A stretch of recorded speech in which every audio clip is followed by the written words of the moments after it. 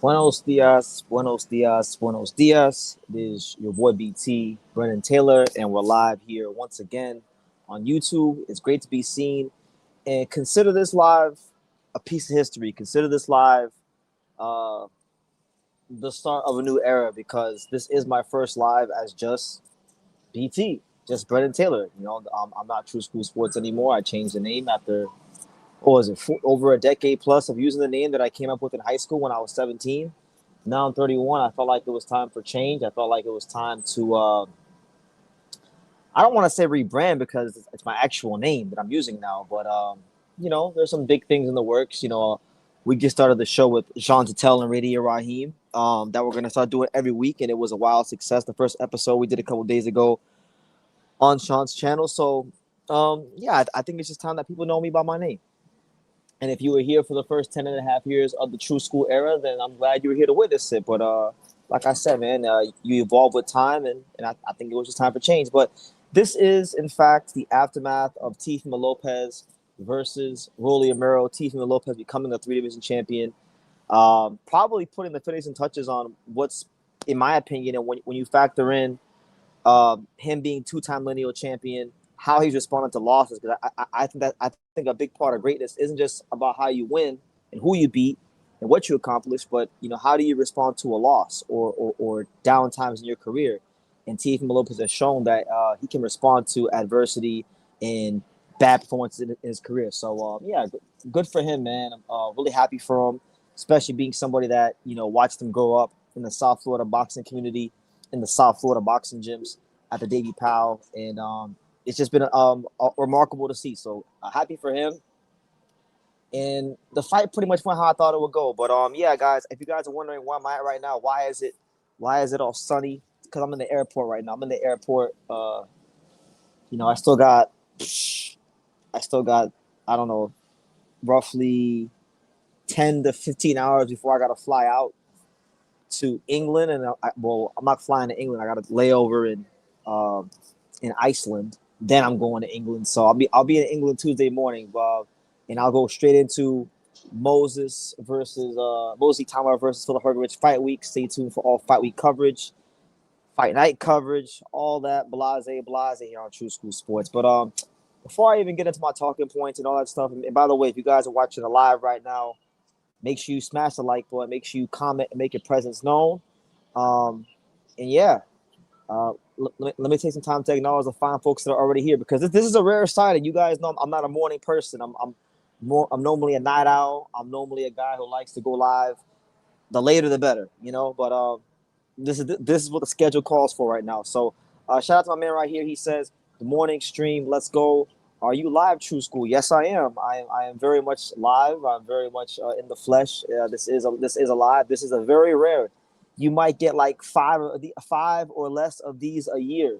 I'm not a morning person. I don't like the mornings, but like I said, if I didn't do it now, it wasn't gonna get done. And I want to keep these lives going. I want to maintain like a good rhythm. So yeah, I'm very much live, and I'm gonna give everybody a couple more minutes to get in here.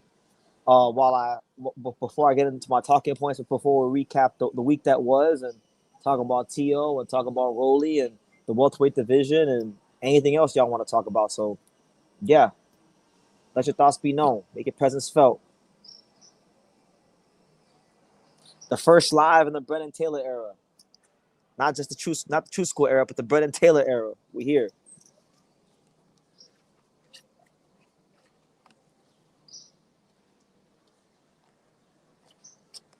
How's everybody feeling this morning, man? Does everybody have their coffee? If you're in America, it's the morning right now. If you're in Europe, it's gonna be what? They're like 5 hours ahead, so it'll be just past noon right now. Um, how is everybody doing? What's up, BT? When are you touching down in Belidi? I think he means Britain. Um, Tuesday. I'll be there Tuesday. Who knows when I leave? we're still working that out. What made you decide to go to London to watch Itama? Well, who said I was going to London to watch Itama? Why are you making an assumption? Really and truthfully, I'm going to London to watch Hergovich. Itama, I am excited about Itama, but I'm really interested about this fight, I made the decision to go to this fight back in June. I booked my flight to go to London for this fight back on June 22nd. Before I even covered the Abdullah Mason fight against Albert Bell, my ticket was already purchased to go to London for this fight. So I've been knowing for a while that I was going to London for this fight. The reason being is because I've always wanted to go to the UK for a fight. Um, a lot of the times, like a lot of those big time heavyweight fights, like I never felt like any of the fights over the last couple of years were the right fight. And I've always said, like, if I was gonna go to England, I'll know when it's the right fight. And for me, even though the undercard is absolutely dreadful, I gotta be honest and point it out, it is absolutely dreadful. The main event to me is more than good enough. For those of you who have really followed me over the years, dating back all the way to 2019, I've always been a big advocate for Filip Hrgović, even before I knew him. Because if you remember, let me just paint this picture for you guys before I get into Teofimo Lopez, right? So in the Olympics, that Olympic class of 2016 of what was it? Hrgović, Joe Joyce, and Tony Yoka. Yoka won the gold, Joyce won the silver, Hrgović won bronze. If you were following all those fighters at that particular time, Tony Yoka had all the hype because he was the gold medalist. Joe Joyce was a guy that a lot of people thought beat Tony Yoka and should have won the gold medal, and he was British, and he kind of had this George Foreman thing going for him. So he got a lot of push coming out of the pros. So those two were actually the guys from that Olympic heavyweight class that were getting all the headlines. And Hrgović received the bronze medal, but he wasn't thought of to be on that level of those guys, right? Now, I remember when I watched all three of those guys fight at that time, I thought the best guy, I thought the guy that projected out to be the best professional was Hrgović. I thought the guy that would actually become champion out of those three was Hrgović. And through all the politics of his career, through the IBF situations, through him being dicked around by the boxing industry, I've always maintained, even through the Dubois loss, that I think Filip Hrgović will still be a world champion, and I still think there's a great chance that happens this weekend, irrespective of how much people want to just crown Moses and say he's this and say he's that. Moses hasn't fought a soul. 4 of his 14 opponents have have a losing record or a 500 record. He has not fought anybody, to be honest with you. And of course, I will acknowledge that there's a chance that Hrgović has too much. He's too shop worn. His scar tissue might be terrible. Moses might get him out of there early. Those things are possible, but it is also possible that Filip Hrgović puts it all together on this night and snatches Moses Itama's heart in front of all his friends and family in the UK, and becomes the heavyweight champion and ruins the plans of Frank Warren. I think people are really underestimating and disrespecting him. And I think it's very foolish to underestimate a 6'7", pissed off, heavyweight like Hrgović who has his pedigree. You understand? So, I think it's a great fight. And then look, if Hrgović gets blown out by Moses Itama, then great. I get to see the rise of what is the next great heavyweight. So either way, I see it as a win-win. I think it's a really exciting fight. 2 very dynamic heavyweights, and yeah, I'm excited to be there for it. Nah, it's true. Tyson didn't fight anyone till he did. So for me, look, I see the Hrgović Itama fight in 2 ways. I think it's going to go one of either 2 ways. I think we've seen kind of like similar storylines through the past and style matchups that you could say compared to this fight. Either A, I think it goes like a Mike Tyson Trevor Berbick, where you have a shorter, stockier, fast, athletic heavyweight who fights a name at an early stage of his career and blows him out, or it'll be like a Vitaly Klitschko, Corey Sanders, the big European upright heavyweight who people don't think much of at the time, that criticize and are hypercritical of his shortcomings, finds a way to not just win but drown the more explosive, shorter, stockier southpaw heavyweight. So those are the 2 fights that I think have parallels to this fight in one way or the other. All right, last comment, and then I'll get into Teofimo Lopez versus just Teofimo Lopez talking points because I want to run through some Teofimo Lopez things. Afro Jam says there are a couple decent fights. Noakes versus Branchik and Usu versus Vaughn is a fun fight. It has consequences at 47. But yeah, for me, the only fight that I like on the undercard is really Noakes. I like Noakes versus Branchik. Noakes is coming off of well, I don't know if he's fought. I don't know if Noakes has fought since the Mason fight, but the last time I seen him fight was the Mason fight. Baranchik is a really crafty veteran, beat Navarrete, Ukrainian Olympian. So I think it'll be a real stern test for him.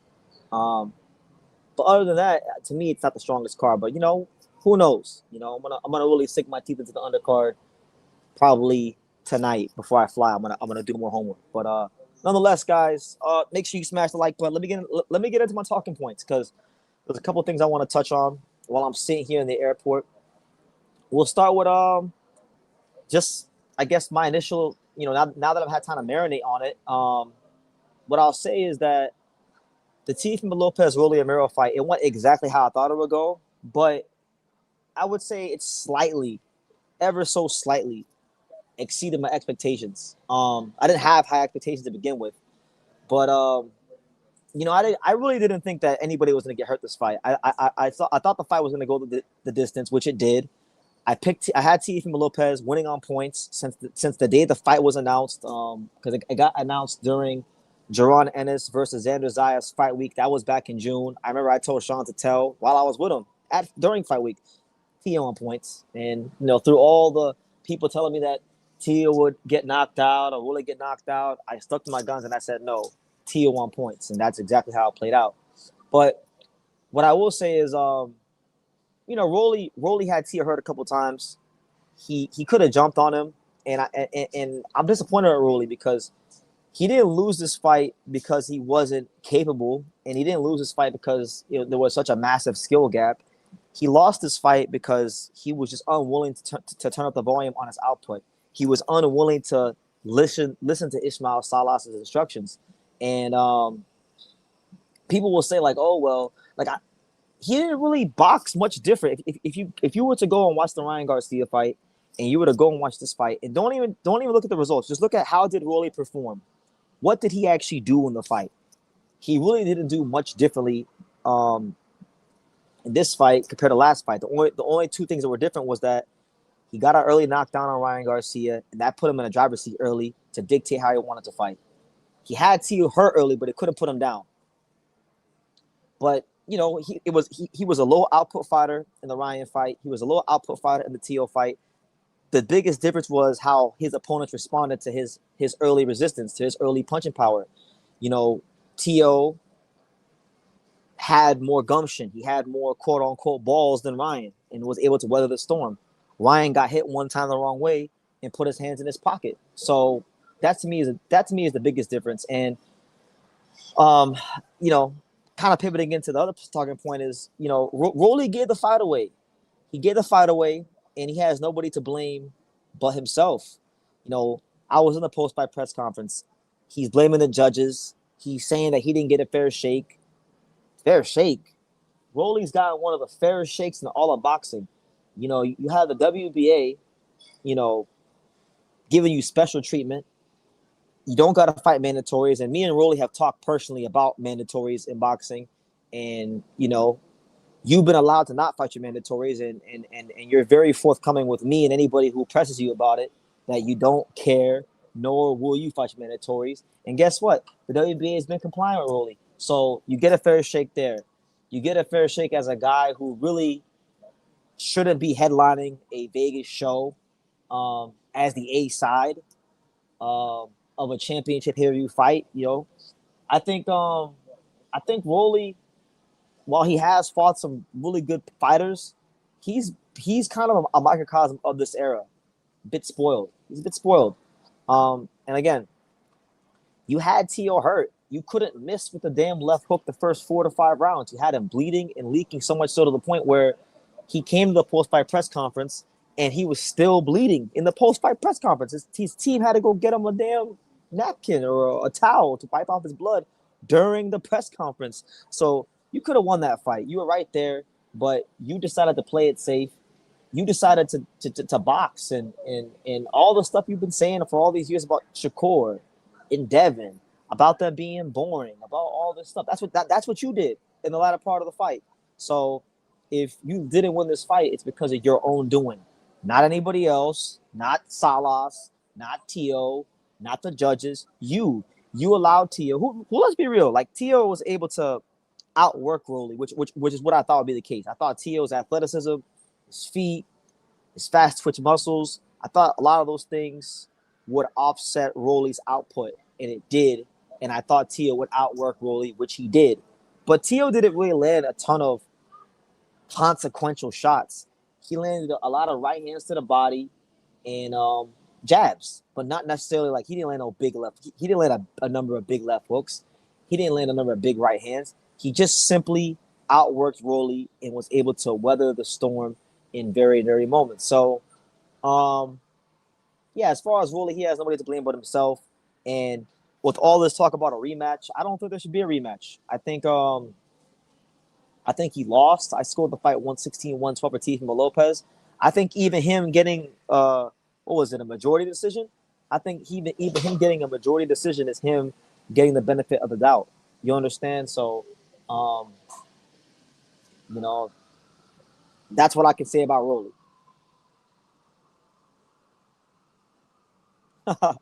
Shout out to my guy Joy Boxes. Joy Boxes. He says sign up for decisions. Yeah, your name's supposed to be sign up for KOs. You signing up for decisions, man.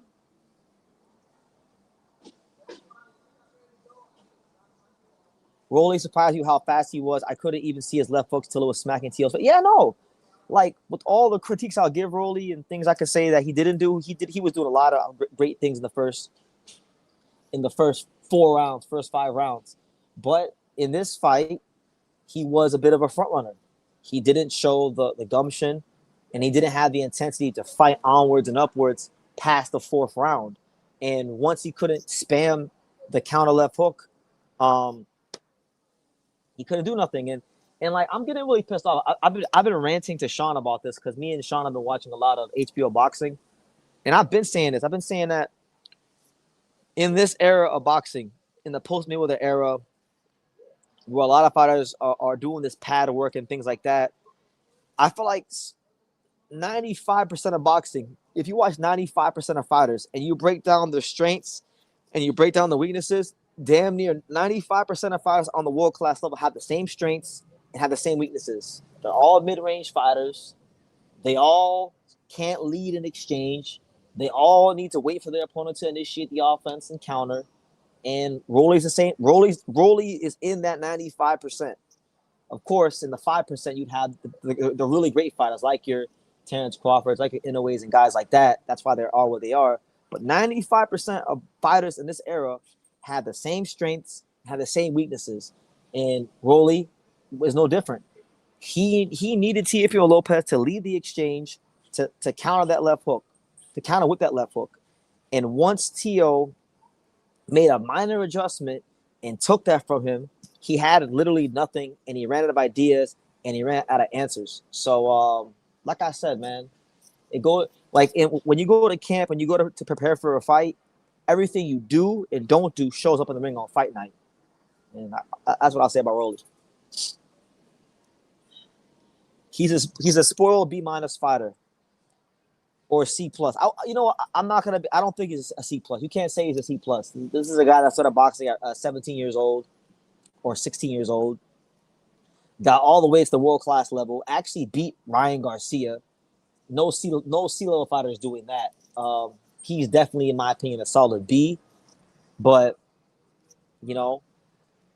it's weird because and I want to give my boy Johnny some credit because I was talking to my boy Johnny. And he made a great point. He said for the Ryan Garcia fight, Rolly, the Ismail Salas trained version of Rolly was perfect for that fight because he had to box more, make Ryan come to him, counter, right? But in this fight with Rolly, we didn't need the Ismail Salas version of Rolly for this fight. We needed the murder, kill, bullet boxing trained version of Rolly. If Rolly, maybe if that version, if Cromwell, Bullet, Gordon would have trained Rolly for this fight, and we would have got murder, murder, murder, kill, kill, kill Rolly for this fight, I think he could. I think he would have stopped Tio. But like I said, he's training Ismail Salas. They have a certain system. They have a certain way they do things at the House of Fundamentals. He's produced a lot of world champions, and I think those tendencies and the way he boxes under Ismail Salas, it cost him later on in the fight. But I'm not going to pin it on Salas because Salas was giving him good instructions. He was telling him to let his hands go. He was telling him to turn up the volume on his shots, and he just wouldn't do it. My man JJ says D'Angelo Evans exposed. Yeah, man. Heartbreaking stuff. Moises Garcia exposed my man D'Angelo Evans. But hey, it's part of the game. It's part and parcel of the game. It's better it happens earlier now than later, and it gives Evans a chance to really take a good hard look at himself and make the right adjustments. And I'm rooting for him. I like D'Angelo Evans. I think he's a guy that can be good for boxing, but this game is cruel, and he doesn't have a lot of experience. He doesn't have. I know he sparred Jerron Ennis, and I don't think he's had like I don't know for sure because he told me he sparred Boots. He sparred the Davis brothers because he trains over there in Virginia, but I don't think he probably has had enough high level sparring because based on what I've seen in the Moises Garcia fight, I think he hasn't had enough high level sparring. But like I said, man, there's been guys in boxing history that lost even earlier than D'Angelo Evans. Bernard Hopkins and then Marquez lost their professional debut, and they went on to do okay. And I'm not saying he's going to go on to become those guys, but like I said, let's see how he responds to the loss. 99.9% of fighters are going to lose. It's not about losing; it's how you respond to the loss. So we'll see how it goes. But yeah, he did get exposed. But you know what? So did Scooter Davis. Scooter Davis fought the same Moises Garcia, and a lot of people thought Scooter Davis lost to Moises Garcia before Scooter Davis even fought the guy Ramos. So maybe it's not just all about D'Angelo Evans. Maybe we got to give some credit to Bam Bam Moises Garcia, a guy who doesn't have a pretty record, so to speak, right? But a guy that definitely is a tough out, So that's that.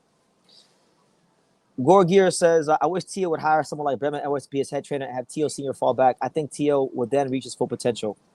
Listen, man, we've seen this movie before. We just saw it in the last era of boxing with Danny Garcia and Angelo Garcia.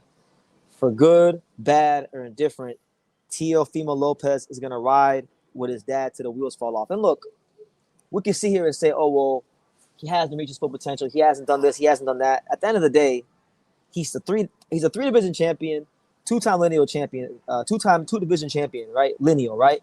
So there have been some fantastic results produced under Teofimo Lopez Sr. And you can say, well, BT, Teofimo Lopez has produced these results in spite of Tio Sr., not because of him. And that's all subjective. But what's not subjective is what has been accomplished with that partnership. Now, me personally, I'm with you. I would love to see Tio bring in somebody more experienced who he hasn't already worked with. Like, with all due respect to my guy, Stacey McKinney, who I love dearly, great friend of mine. With all due respect to Milton LaCroix, whom I've been acquainted with for a number of years now. Tio knows those guys. I think he's extracted all the information and knowledge from those guys as much as he can. Bredman's a guy that could work with Tio. I would even suggest a guy like John David Jackson. I think John David Jackson could add some things to Teofimo Lopez from a fundamental standpoint, from a punching power standpoint that can really help him. But again, that's all incumbent upon Teofimo Lopez to make the harder call and get his dad to agree with that, which I don't think is easy. So he's shouldering a lot of the burden. Who does Rolly have an entertaining fight with? He has serious power, and none of the other fighters, 147, have the balls to press him if he sits back waiting to counter. Oh, I know a guy that will press him. I know a guy that will press him and let his hands fly and might even knock his ass out. Maybe the guy gets knocked out himself because he's been knocked out twice already, but he sure as hell ain't afraid of anybody. And I'm going to advocate for it because they sparred earlier in the year. And, I wasn't there, but I know what happened in the sparring, and I'll keep it to myself. But I would love to see Rolly Romero fight Jin Sasaki. I think Jin Sasaki, and you guys know, if you guys have watched Jin fight, hold on, let me turn over here. Let me go over here to get some better lighting because I don't like the lighting. Half my face is got the shadow on it. I don't like how it looks. here so I can shine and glisten for the fine folks.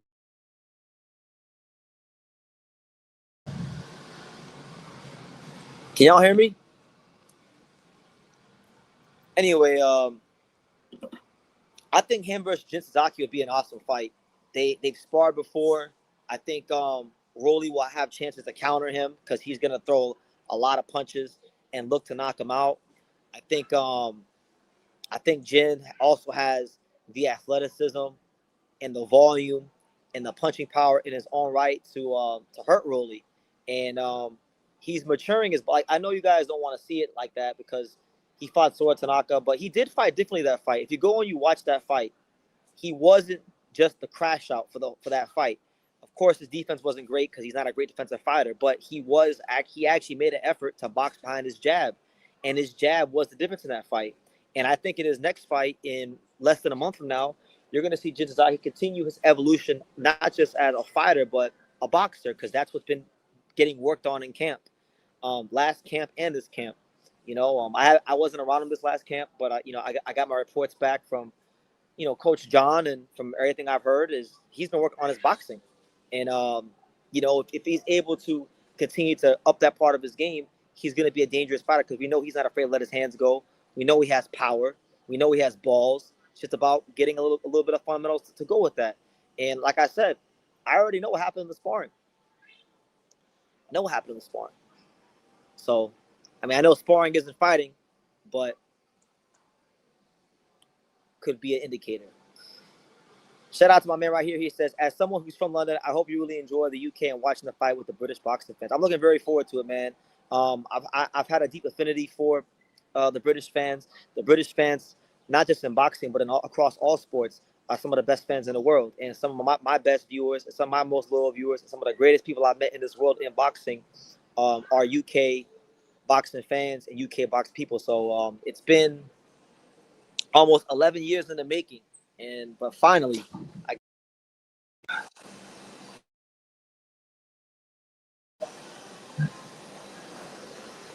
my bad, guys. My bad. Um, it's been 11 years in the making, but I finally am happy, thrilled, and pleased to get a chance to be amongst the great fans of the UK. So yeah, when Tia was working with Joey Gamache, he was at his best. Yeah, I would agree. Ever since he got rid of Joey Gamache, his performance, his growth, his development as a fighter has definitely plateaued and decreased. Yup, yup. And I'm glad some of y'all see it. I think Jin will put Rolly out if they fight, and I think it'll be a much more exciting fight than the Tio fight. You know, if I'll tell you right now, if Rolly if Rolly fights scary as hell against Jin, and he can't flatten him early in the first 5 rounds, he's gonna either lose by decision or get knocked out in the middle rounds. That's how that fight would go. I think Jin would freaking stomp a mud hole in Rolly if they fought. Lone Star Steph says, "Be well, BT, newer subscribers, salute to the chat. Hope you're all out to a good start this weekend. And, hey, welcome to the home of boxing on YouTube, man. I appreciate you. I appreciate everybody, new and old, that's been watching this channel throughout the years. And then I definitely encourage you to keep tuning in and dig into the archive of one of the deepest and best, in my opinion, one of the best video archives in all boxing, from the interviews to the breakdowns and all that stuff. But yeah, good to see you, fam. All right, anyway, getting back to my talking points. And shout out to everybody here right now, guys. Just so you guys know, right now I'm in New York. I'm in New York right now. So I'm on a long layover, waiting to go fly to, we're going to go fly to Iceland. Then we'll be in Iceland for a day. And then from Iceland, we'll be in the UK for Philip Hergovich Mosley Tama Fight Week. So really thrilled about it. But anyway, last point about Rolly, and then I'll talk a bit more about the Teofimo Lopez side of things. So the bad news for Rolly is he lost the fight. He's not the champion no more.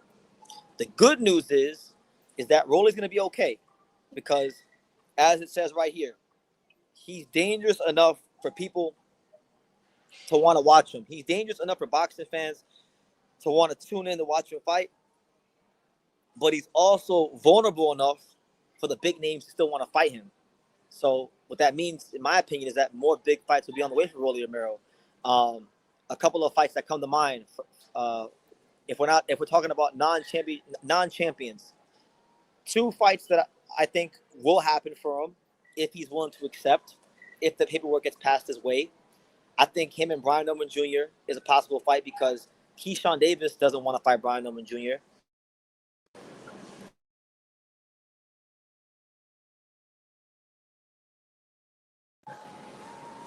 Hold on, guys. Guys, give me 1 second. I'm gonna unplug these headphones because the headphones keep doing the stupid voice control thing. Hold on, and let me know if you guys hear me when I unplug the headphones.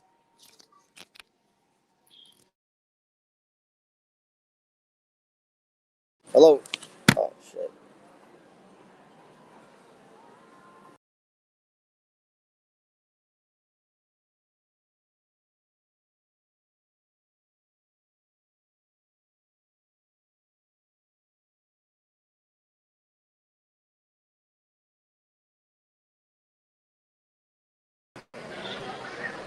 All right, I'm back. Can you guys hear me?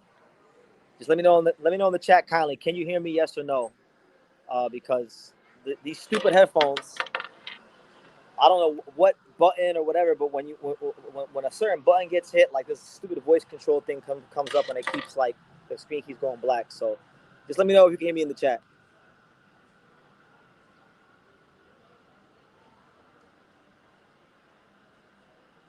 Okay, cool, awesome. So yeah, like I was saying with Rolly, there's I think Brian Norman Jr. and him is definitely a fight that could be made because Brian Norman Jr. has been having a hard time getting fights. Um, Rolly's used to getting paid a lot of money. I think he's been overpaid, probably above his market value. So I think it probably will be a difficult fight to put together, but it's definitely a makeable fight. If not, I'm gonna advocate for it, man. And it's not just because I'm cool with the guy or or anything like that, but I think it's a very makeable fight. I think it's a fight that he would take, and I think it's a winnable fight for Rolly as well. I think Rolly versus Jin Sasaki is a great fight. If Jin is like 15 in the WBC or 14 in the WBC, and I think he's like 14 or 15 somewhere else. He's ranked. He's ranked in two of the four sanctioning bodies. So he's a ranked world level contender. If he wins his fight September 21st against the African guy he's fighting, his ranking will increase about a spot or two, maybe three spots. So maybe he'll be like ranked like 12 or 11, right? That would now be what, three wins for him coming off of the Brian Norman Jr. knockout loss. I think stylistically it's a great matchup. And the thing about that fight is Rolly has sparred Jin Sasaki, and Rolly, um, from what I've heard, he's told other people about the sparring. He's very confident about being in the ring with Jin Sasaki. So I mean, if he's confident and Jin is ranked and enough money's put up, I think it's a fight that can be made. So either whether it's Brian Norman Jr., whether it's Jin Sasaki, Rolly is beatable enough, entertaining enough, and dangerous enough for people to want to see him and for guys to want to fight him. Lone Star Steph says, I don't know about Teal either. Questionable wording from him all the time. Yeah, he got a belt, but no power. And the chin is suspect at 47. Only time will tell. Yeah, I mean, listen, he's not going to be the guy, like, to expect Teal to be the guy that he was at 135 pounds is not realistic. He's not going to be knocking these guys out like he was at 35. He's going to have to be slick. He's going to have have a high work rate. He's going to have to be able to counterpunch to beat these guys. Um, it was good enough. This performance was good enough to beat a guy like Rolly, but I don't think it'd be enough to beat a guy like obviously Devin or even a Ryan Garcia, and even a guy like Liam Paul. Liam Paul isn't like he doesn't move quite as much as Sandor Martin or Shakur Stevenson, but he's still crafty and does move. And we've seen Teofimo Lopez struggle with southpaw movers, so I wouldn't even write off Liam Paul being Teo. Um, but yeah, time will tell. I want to say that he needs to improve and he needs to do this and he needs to do that. But like, okay, with all respect to Teo Senior, who I love Teo Senior. I'm a Teo Senior fan. I think he's awesome. But if we're being honest, he hasn't developed the way he's needed to. If where is Tio going to get new ideas and new ways to improve if he's doing the same thing? Like the great Albert Einstein said, insanity is doing the same thing over and over again and expecting a different result. And they've been exercising and exercise in insanity for good, bad, or indifferent. Sometimes it's worked out, sometimes it hasn't, but it has been an exercise in insanity. Make no mistake about it. Rap Machine says Mean Machine versus Rolly. That's a good fight. I like that fight. Mean Machine, he's a guy that's always in the rankings, always in good fights, big puncher, can never quite get over the hump. But who knows? Against the Rolly, who doesn't have a great chin, who's lost a couple fights, who may not be in the best mental state, he could win that fight. It would be a bigger fight in Japan. I want to see it. Yeah, man. Listen, they would, as we've seen with Brian Noble Jr. If the fight is there to make, I think the Japanese will put up the money to get Roy to come to Japan. And PBC has shown in the past that the money makes sense. They will send their fighters to Japan. Look at Stephen Fulton with Inoue as the best example we could give. Barrios is at 54. That's not going to happen. Nicholas Flaus, I mean, I don't really want to see that. That's whatever. So let's talk about that, actually, because that's actually the perfect segue into that talking point. Make sure you guys smash the like button. Let's look ahead a bit. Let's look ahead a bit because, you can call it disrespectful. You can say, oh, well, BT, you're not being respectful to Conor Benn. You're overlooking Conor Benn. But listen, if Ryan Garcia can't beat Conor Benn, then he's the most overrated American fighter of the last 10 to 15 years. He should be stopping Conor Benn quite easily. And if he doesn't, I will attribute it to him not working hard enough in camp. I will attribute it to him not even being as talented as I thought he was. You got to beat Conor Benn and beat him in sensational fashion, and I think he will. So if he handles his business in roughly 2.5 weeks, that would set up the possibility for a Teofimo Lopez unification fight, which I think would be massive. Ryan Garcia is a star for better or for worse, and Teofimo Lopez, while he isn't quite the star Ryan Garcia is, he's still a name. In my opinion, he is a Hall of Fame fighter. The accomplishments speak for themselves. And I think this would be a very significant fight for the welterweight division. Now, it's interesting because stylistically, if I was going off styles, I feel like Ryan would be all wrong for T.O. Ryan is long. We talk about Rolly's left hook. Ryan's left hook is more explosive than Rolly's. But we just never know, much like with T.O. We don't know which Ryan Garcia is ever going to show up on a fight-to-fight basis. But the thing is, even though Ryan Garcia is stronger or is more explosive with his left hook than a guy like Rolly, and even though he is taller and the range could give Tio some fits as far as overcommitting, I genuinely feel like where the difference in that fight could be is in the gumption department, the determination department, the resistance department. Teofimo Lopez has shown in his career he has more resistance. He will offer, even when things aren't going his way, he will offer more resistance than Ryan Garcia will. We've seen it with Tank, Ryan, and yes, Ryan was weight drained, but he got folded in that fight. We've seen it with Rolly. First sign of adversity, he put his hands in his pocket. Tio has more gumption to win than Ryan Garcia. So for me, when I think about that fight and I think about the fight within the fight is this. Can Teofimo Lopez get through the first 4 rounds or 5 rounds of the fight without getting knocked out or hurt to the point where he can't really execute his game plan? Kind of in a similar sense to the Rolly fight, but I would say even more so because Rolly has more of that heavy-handed power, to where Ryan Garcia has more of that that snappy power, that power that comes from speed, that power that will cut your lights off with one punch.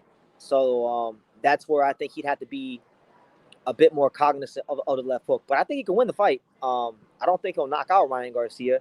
I think he'll have to win in a similar fashion. Maybe if Ryan stands there and trades with him, I could see Teal getting a mid to late stoppage. But I would say if he's gonna win that fight, it's gonna look something similar to a Rolly Romero fight. I think damn near all his fights at 47 are gonna have to look similar to the Rolly fight. The only fighter with a name at 47 that I think Teo could stop is Brian Norman Jr. That's about it. I don't think he'll stop Liam Paro. I don't think he'll stop Devin. I don't think he'll stop Ryan Garcia. I think he could stop Brian Norman Jr. And I'll talk about that fight in a second because that's actually the fight I want to see the most out of all the fights at 47. But those are my thoughts.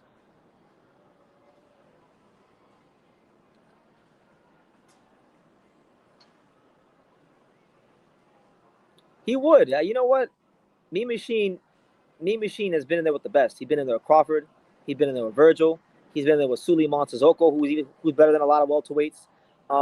Yeah, he came up short in all those fights, but he's never been he's always offered like real resistance or a real threat. So possibly. That's what I'm saying. I think durability, willingness, gumption, and work rate. Those are the three things I feel Tia would have as strengths going into that fight. Ryan's strength would be that he is the superior puncher and that he's long. But the thing is, if Ryan can't capitalize on those things early in the fight, he's gonna lose, and he's gonna lose in a similar fashion to Rolly. Stanianos versus Rolly, that's a good fight. Hell yeah. Yeah, I mean, when you really break him down, he was an elite amateur in America, won a bunch of national titles, national Golden Gloves, all that stuff. Blue chip talent. Um, Damn near all the promoters wanted him. Was built to be like the next face of Mexican American boxing in the elk of a Oscar De La Hoya. Even signed his promotional company, and he just now won a world title this year. He was the last out of all the guys, out of all the big names of the quote unquote four kings, which and I put that in the big quotation marks because I don't think of them to that degree, but he was the last guy to win a world title, and he won it against Mario Barrios. Like it almost does. Like I'm not trying to downplay his accomplishments, but Mario Barrios is one of the worst world champions in boxing. That is a fact. That is a fact. Cannot be disputed or refuted. So yeah, he still even though he's champion, he still has some things to prove. A lot of things to prove. Could be, could be. I would honestly, I'm rooting for Ben to not. I'm rooting for Ryan Garcia to just handle his business because it would be insufferable to have Conor Benn be a world champion. Conor Benn shouldn't even be fighting for the world title. That's bad enough on its own. Conor Benn struggled with mid-level veterans who are friends of mine, guys like Pete Dobson, guys like Adrian Granados. They made him look regular, and those guys are not, elite welterweights, let alone champions. They're not even elite contenders. And so it would really be an indictment of how bad this division is if Conor Benn wins a world title. Because he never won a Southern Area title. Suleiman Sissoko, David Papo, Molina, Vadim Musayev. There's a poll. Vadim Musayev, very good fighter. Jack Catterall, Conor Walker are all guys who haven't had the world title shot. Most of them are better than Ryan. I'll tell you this right now. Out of all them guys you just named, the name that really sticks out out of all the guys you named is Vadim Musayev. A lot of people don't know about him, but that guy right there, that guy is as serious as a heart attack. I seen that guy in the gym, and I'm talking about I seen him like 4 or 5 years ago when he was training down in South Florida at Warriors Boxing Gym. I don't stood like 10, 20 feet from the bag when he hit the bag. He has above average speed, elite power, and he can box. He can really box. That's a guy that he's one of those higher risk, low reward guys. He's a Russian fighter who hits hard with both hands, who has pedigree, who really and truthfully is no one's gonna touch with a 10-foot pole until he's the mandatory and the governing organizations make you fight him. I would love to see him get a shot, but I don't see it be I don't see him getting a shot against any big name. Corner Walker is solid. Dave Papo's crafty. Um, Jack Catterall, no one wants to fight him. No one wants to fight Jack. Got a really difficult style to deal with. Rat Machine mentioned Vlad Panin. Vlad Panin's a good fighter. I've seen Vlad Panin fight on a couple occasions. Another guy. So I mean, there's plenty of fighters out there that don't have the names that could probably be that would be a lot of these guys that we talk about all the time. And I'm gonna quote my man Cordell Booker, who I just had here on the channel. Go check out my Cordell Booker interview from like a week and a half ago, 2 weeks ago, if you haven't seen it already. But he had a great line, and it's the truth. Everything we see and most of the things we talk about in boxing, we're not really talking about or seeing the best fight the best. Most of the times, it's not the best fight of the best. It's oftentimes mainly the most marketable guy find the most marketable guy. That's the God's honest truth. Um, because look at all these quality fighters you guys named, fighters that oftentimes don't get mentioned, fighters that oftentimes don't get talked about. All these guys will be formidable matchups for anybody. But the thing is, to see the boxing business, the professional boxing is a business, and them guys don't have the profile, they don't have the name to get those fights, and it sucks. Because I would love to see a fight like Vadim Musaya versus, let's say, Ryan Garcia. I think that'd be fireworks. Vlad Panin versus Brian Oman Jr. You know, but they don't have the profile. So those guys, they got to work up the rankings. They got to get in position. Then when they get in position, they got to play the waiting game. Sometimes those guys make more money taking step aside money than they would if they got the damn title shot. So it's just the nature of the sport. I'm not gonna lie to you. I know who Samuel Molina is because I've always seen his name in the rankings, but I'm not even gonna lie to you and act like I know a bunch about Samuel Molina. I do know that he fought Mean Machine. A lot of people felt like he won that fight, but I haven't really sat down and watched Samuel Molina, to be honest with you. I just a lot of these guys too. I see the names in the rankings all the time, and I haven't watched some of them fight. But if he's been there for a while and he's fighting tooth and nail with a guy like Mean Machine, what that will tell you is he's definitely a credible welterweight. So yeah, and probably my last talking point. 1 second, guys. Give me 1 second. Give me 1 second. Guys. I'll be right back. Okay.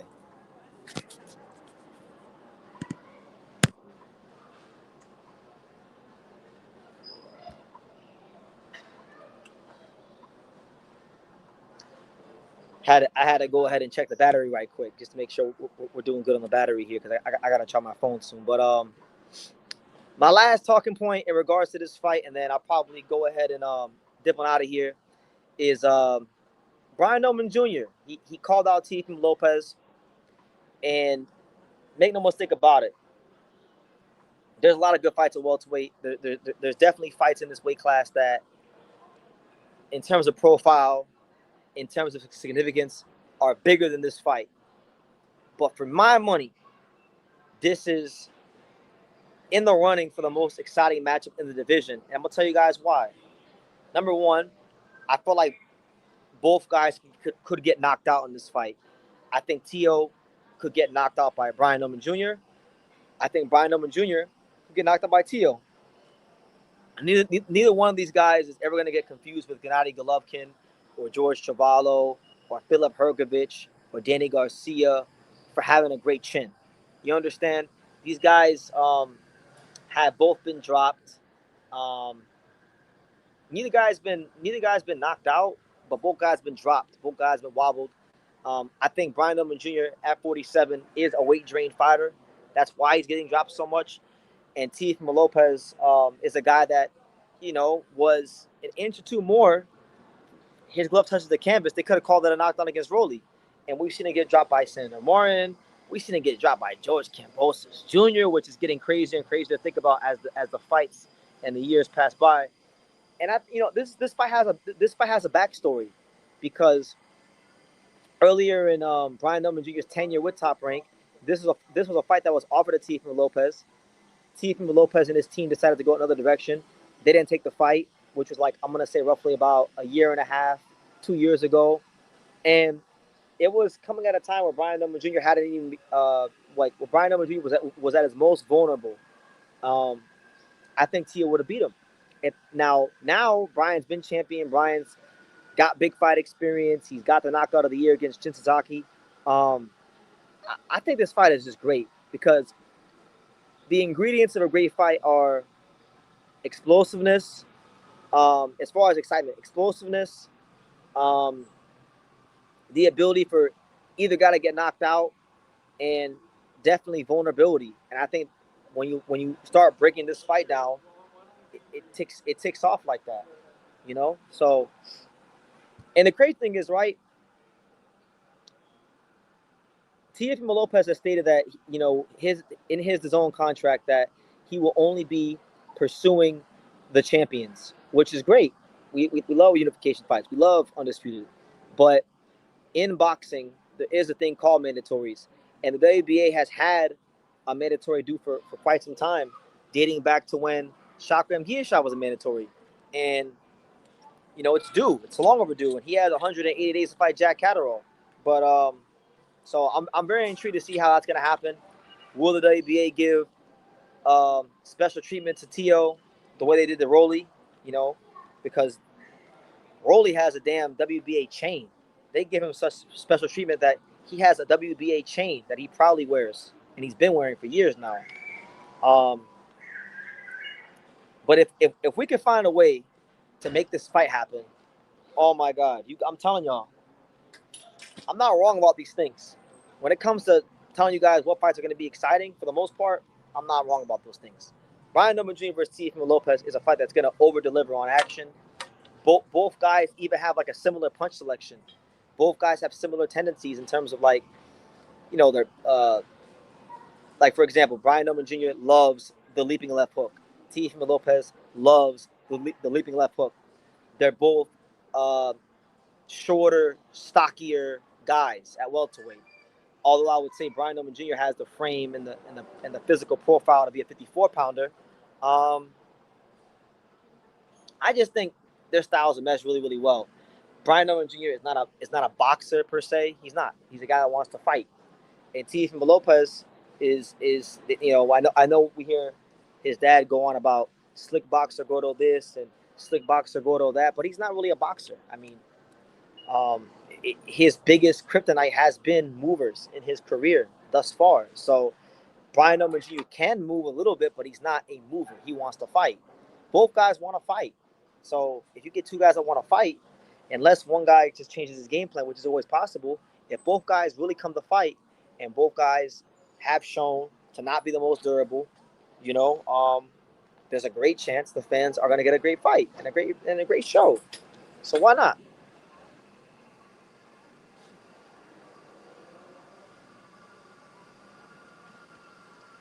Rat Machine says Lewis Crocker versus Roy will be a toss-up. That'd be a good fight. Give me 1 second. I gotta move now. My computer's dying on me. Hold on a second. Lewis Crocker.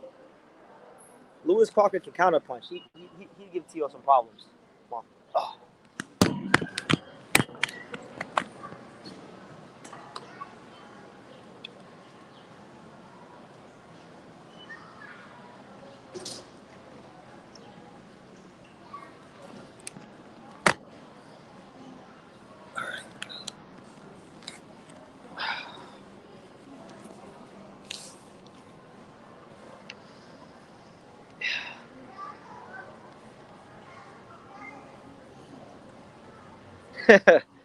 I mean, it's a big fight. It's a big fight. You know, Tampa Bay, or St. Petersburg, wherever the hell Keith Thurman's from. West Florida versus South Florida. Why not? Former champion. I'm sure that's a fight that Tio would take. He's got a name.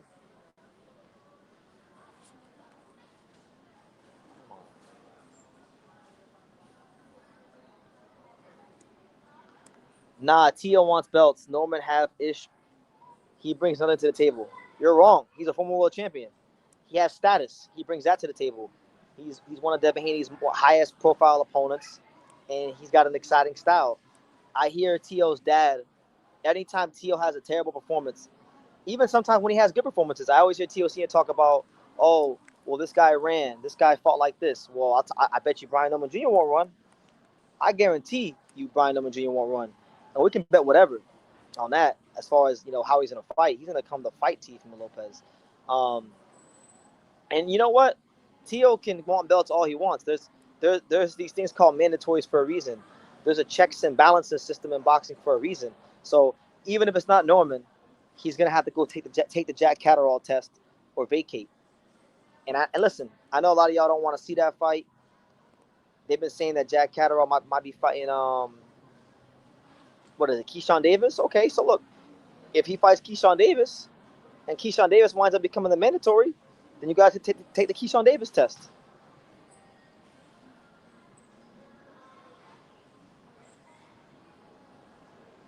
He's not, but okay, Tio is gonna have to fight a non-champion. If he can't get the unification fights, which it's possible he might not be able to. Devin might fight Jack Catterall. Devin might fight somebody, you know, that's not a champion.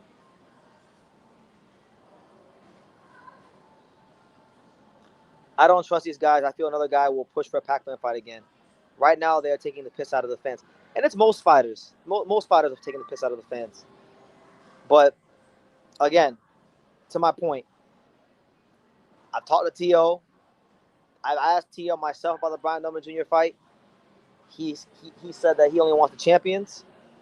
He can want whatever he wants, but mandatories exist for a reason. And if there's one thing that I'm gonna be consistent about, whether it's talking about the welterweights, the heavyweights, the super flyweights, whatever weight class you want to name, and no matter who it is, it could even be a fighter that I hate watching fight. I will always advocate for a fighter fighting the damn mandatories, because my thing is people get these hard-ons for these big fights. But my opinion is that if you can't beat your mandatories, then you don't deserve to be in a big fight. And you know what? If you can't beat your mandatory, you weren't a big fight to begin with. That's how I feel. You weren't that good enough for me to consider you a big fight. If you couldn't beat your damn mandatory.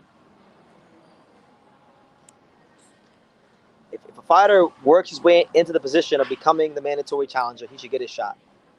Because the whole purpose of the mandatory, why the concept of why it was created, was to allow fighters who don't have as much money or come from places that don't have boxing infrastructure to get their shot at glory and change their life, make money, be in a big fight, that kind of thing.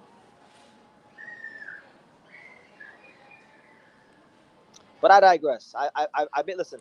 I've went ahead. We're like an hour in. I made my points about To and Rolly. Um, I'm not sure how much longer I'm gonna stay on live, but for however long it is, um, anything goes now. Y'all can ask whatever you want. It could be boxing related. It could be non-box related. Ask what you want. I'm probably gonna be here for like 20 to 30 more minutes, maybe longer. We'll see. But ask whatever you want. Hit the like button, subscribe. Definitely super chat. We here. International with it.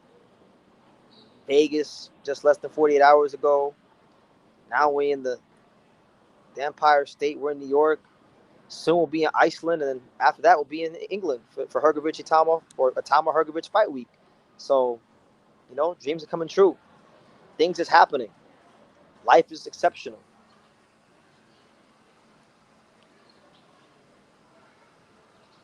Isn't Jack Catterall mandatory? He is.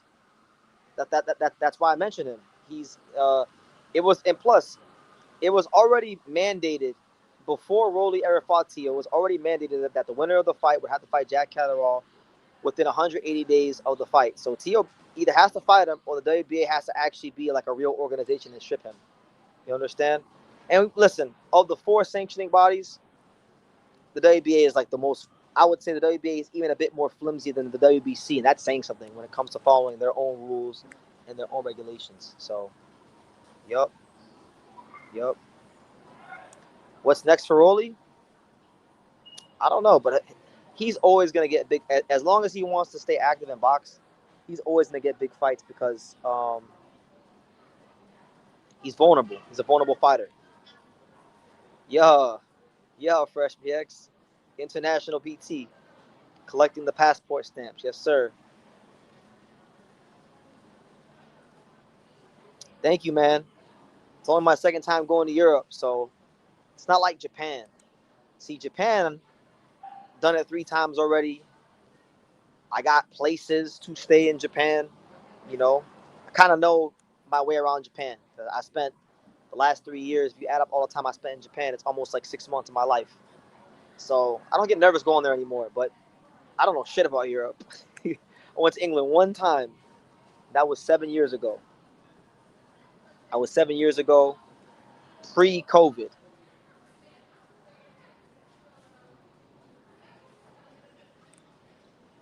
Mm, now that's a question. Rolly versus Norman. I like that fight. Again, that one's about whoever lands first. That's a whoever lands first type fight. They both got good left hooks. I would favor I would favor Brian Norman Jr. just because Rolly doesn't let his hands go. He doesn't. I think early on I'd favor Rolly, but middle to late, I'm favoring Brian Norman Jr. And y'all seen it already. Y'all seen it when Brian Norman Jr. get downhill on you, like he did with Santillan, like we did with Jin, like he did with Cuevas.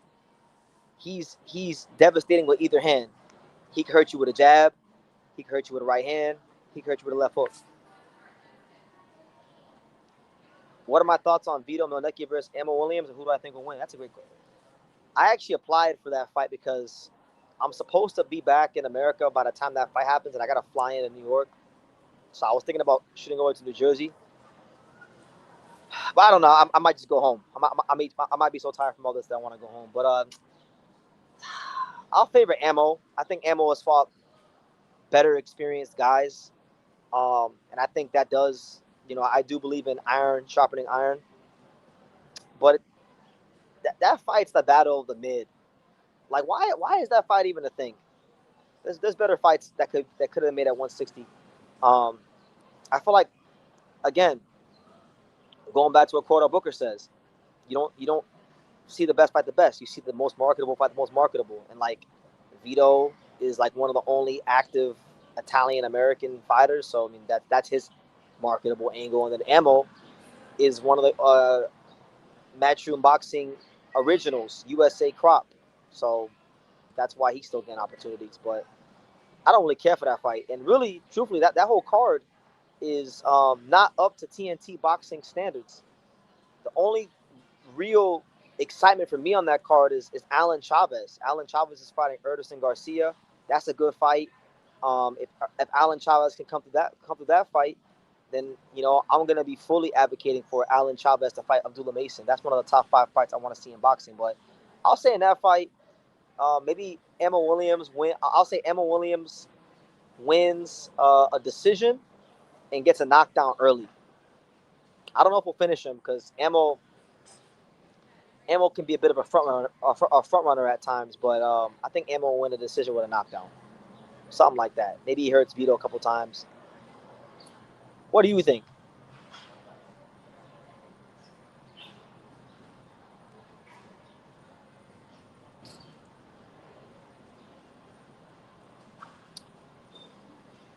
So yeah, get your we're up with the birds right now. I'm over here sitting here watching the planes fly off the runway. The sun is rising, the birds are chirping, the coffee is brewing. Life is exceptional. My man says Chavez versus Tito Mercado. I mean, that'd be a good fight in theory, but they're different weight classes. Tito Mercado's at 40, Chavez is at 35, but if they can make it happen, why not? I'm not sure who would win that fight, to be honest. I might hedge it towards Chavez though.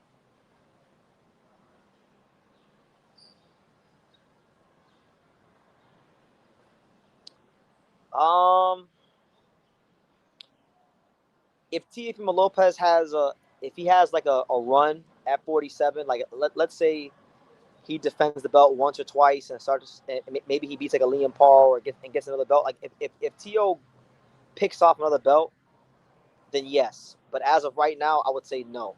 I think Shakur is going to stay at 140 or, yeah, and kind of grow into that weight and then gradually work his way to 47. But if Tio can get another belt, yes, but not right now.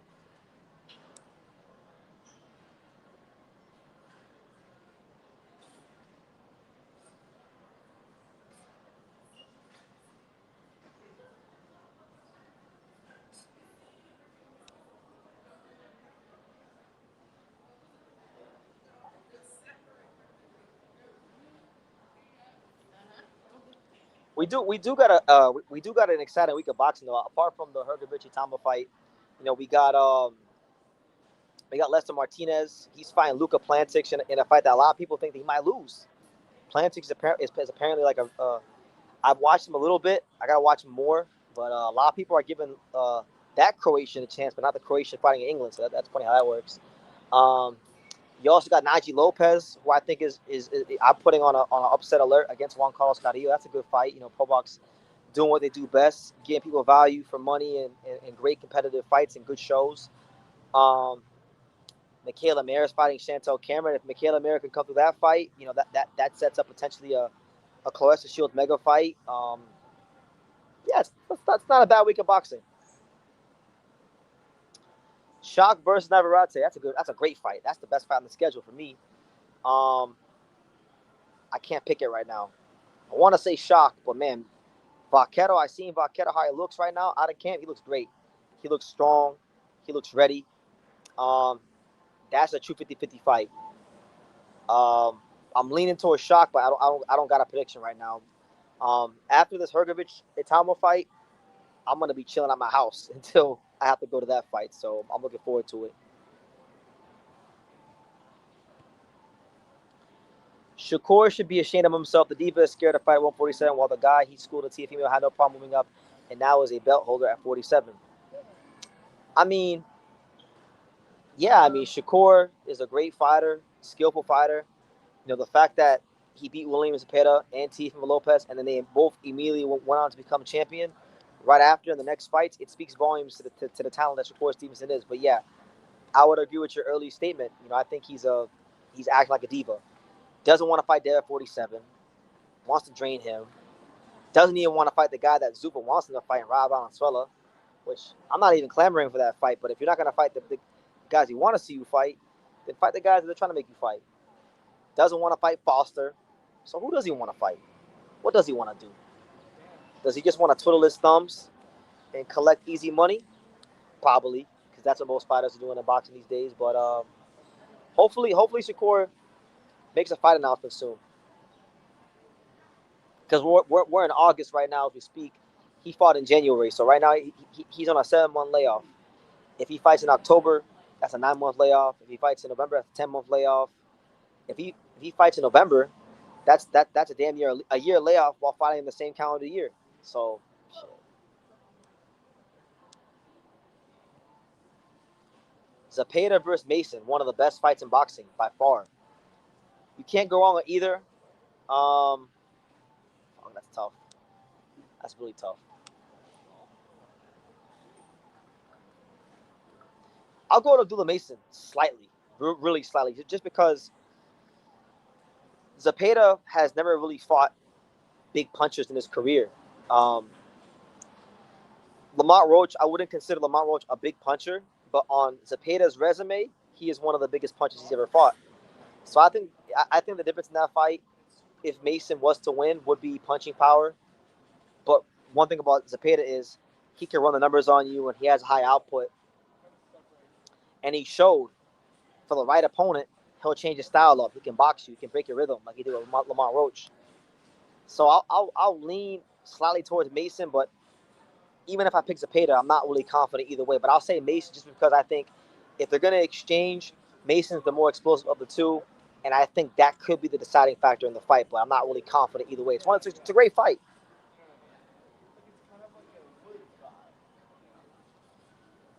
Jab Journal, what's good, champ? I'm right now. I'm waiting. I'm on a long voyage. I'm on a multiple country voyage, but soon I'll be in your country for this fight week. So, looking forward to it.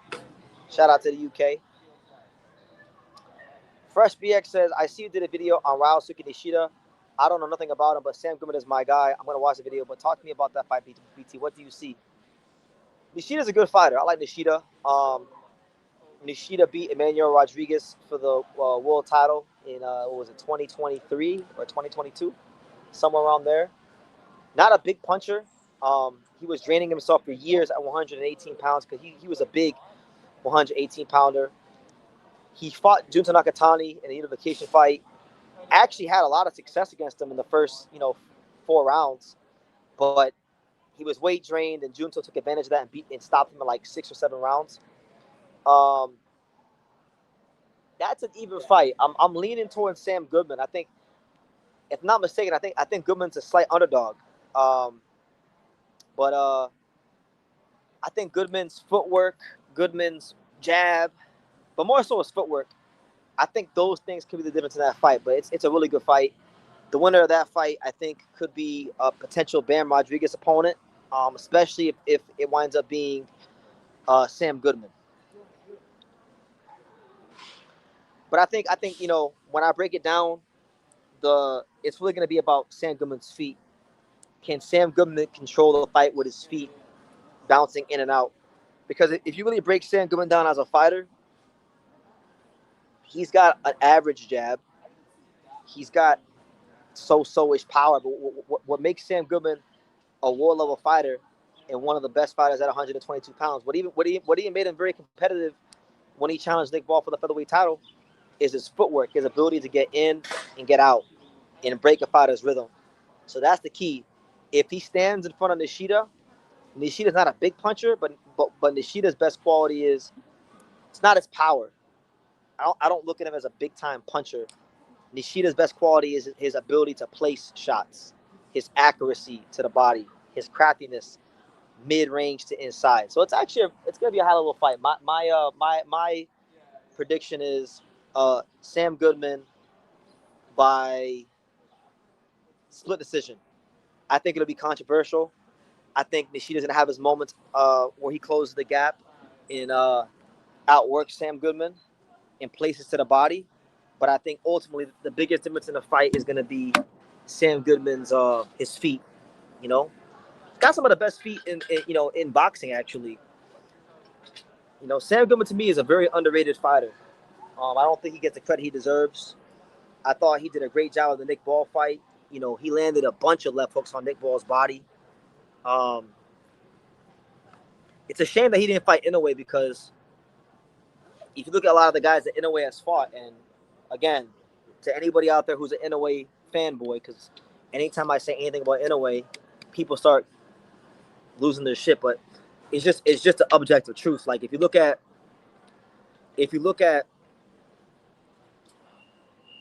the qualities of the Inoue opponents, the recent Inoue opponents, nobody really has elite feet. I mean, Junto has good feet. I wouldn't say he has elite feet, but he's got good feet. Sam Goodman is literally only a world level fighter because of his feet. Because he's not a world level fighter because of his power. His jab is okay. You know, that's just the truth.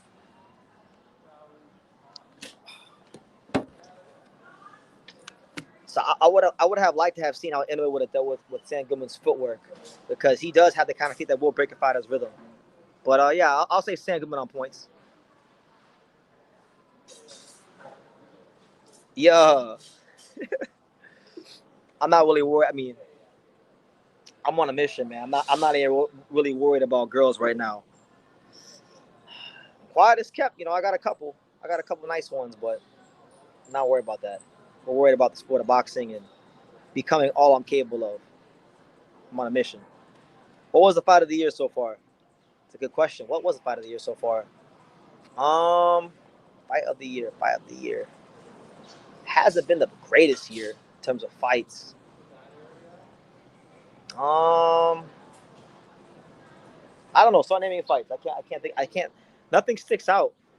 Nothing really sticks out that I can think of.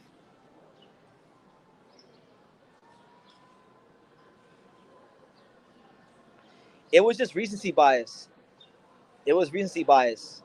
They said that's what I'm saying. This fight with Rolly and Tio is a great example of why fans should never judge fighters based on the last fight. And I try my best not to do that. I don't really believe in the whole notion of you're only as good as your last fight. I think that's bullshit. Um, Tio lost, but he lost to arguably the best fighter in the world, or at least a top three fighter in the world. Rolly won, but he beat a guy that's always been, who's been a chronic underachiever for his whole career thus far. Um, I always thought it was Tio on points. Oh, that was a good one. You know what? I'll go with that one. Najee Lopez versus Manuel Gallegos, to me, is probably the best fight I've seen this year, for sure. That was a fight that had a little bit of everything. And Gallegos made Najee have to really dig deep. Wally Dubois was great. But I think it was too. Wally had his moment in the first round, but it was too one-sided. And ultimately, it was the kind of fight that probably is gonna ruin Wardley for the rest of his career, in my opinion. But I'll go with Najee versus Gallegos. That was a damn good fight.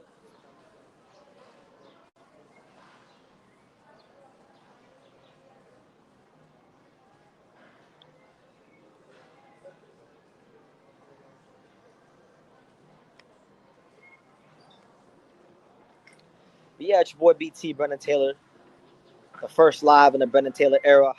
Was it Fresh BX? I think it's Fresh BX that always comments, calling me Hollywood BT and all that stuff. The artist formerly known as True School Sports. We here live in the airport, talking to the people. We still got like, I don't know what is it, 12 hours before I fly. This is crazy.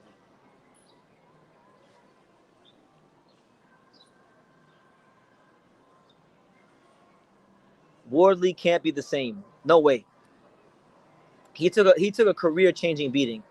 He took the kind of beating that will take years off of not just your career, but potentially even your life.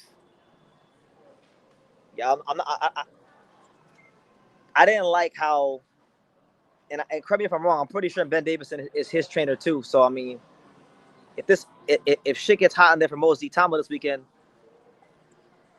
hopefully he throws a towel in.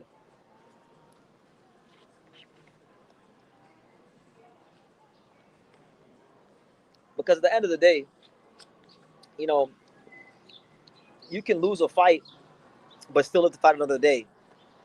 Wardley, he lost the fight, and he's not going to be back the same. There's no way.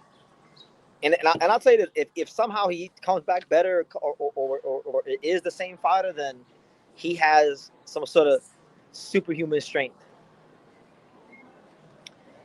Throw the towel in on Moses. I mean, it's possible. It's possible. I don't know why everybody's so quick to give Moses the benefit of the doubt. Like, he's very talented. I like Moses a lot. I'm a huge fan of Moses and his skill set. But I don't know, man. I've seen some things mentally going into this fight. I'm seeing some signs I don't like.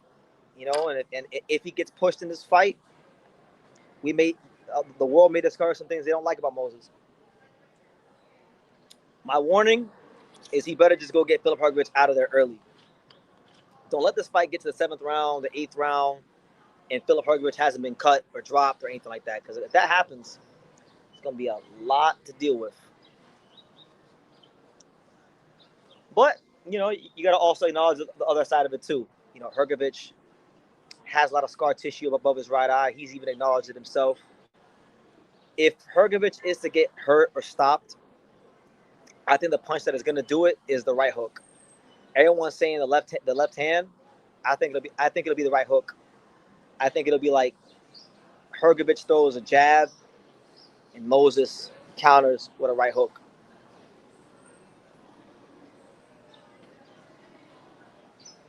Nah, that's too much, champ. He said that's the Patrick Mahomes and Steph Curry of boxing. Nah, man, that's too soon. Steph Curry had to go through some growing pains. Before Steph Curry became Steph Curry, he had the ankle injuries. You know, he had to go through some growing pains before he became Steph Curry. And the same could be true for Moses.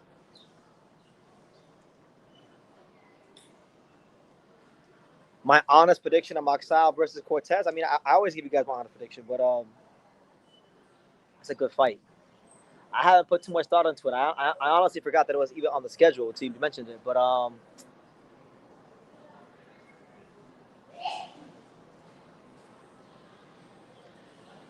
I might just slightly go with Cortez. I think Maxal is definitely a live dog, but I just think Cortez they're both very strong fighters, but I think with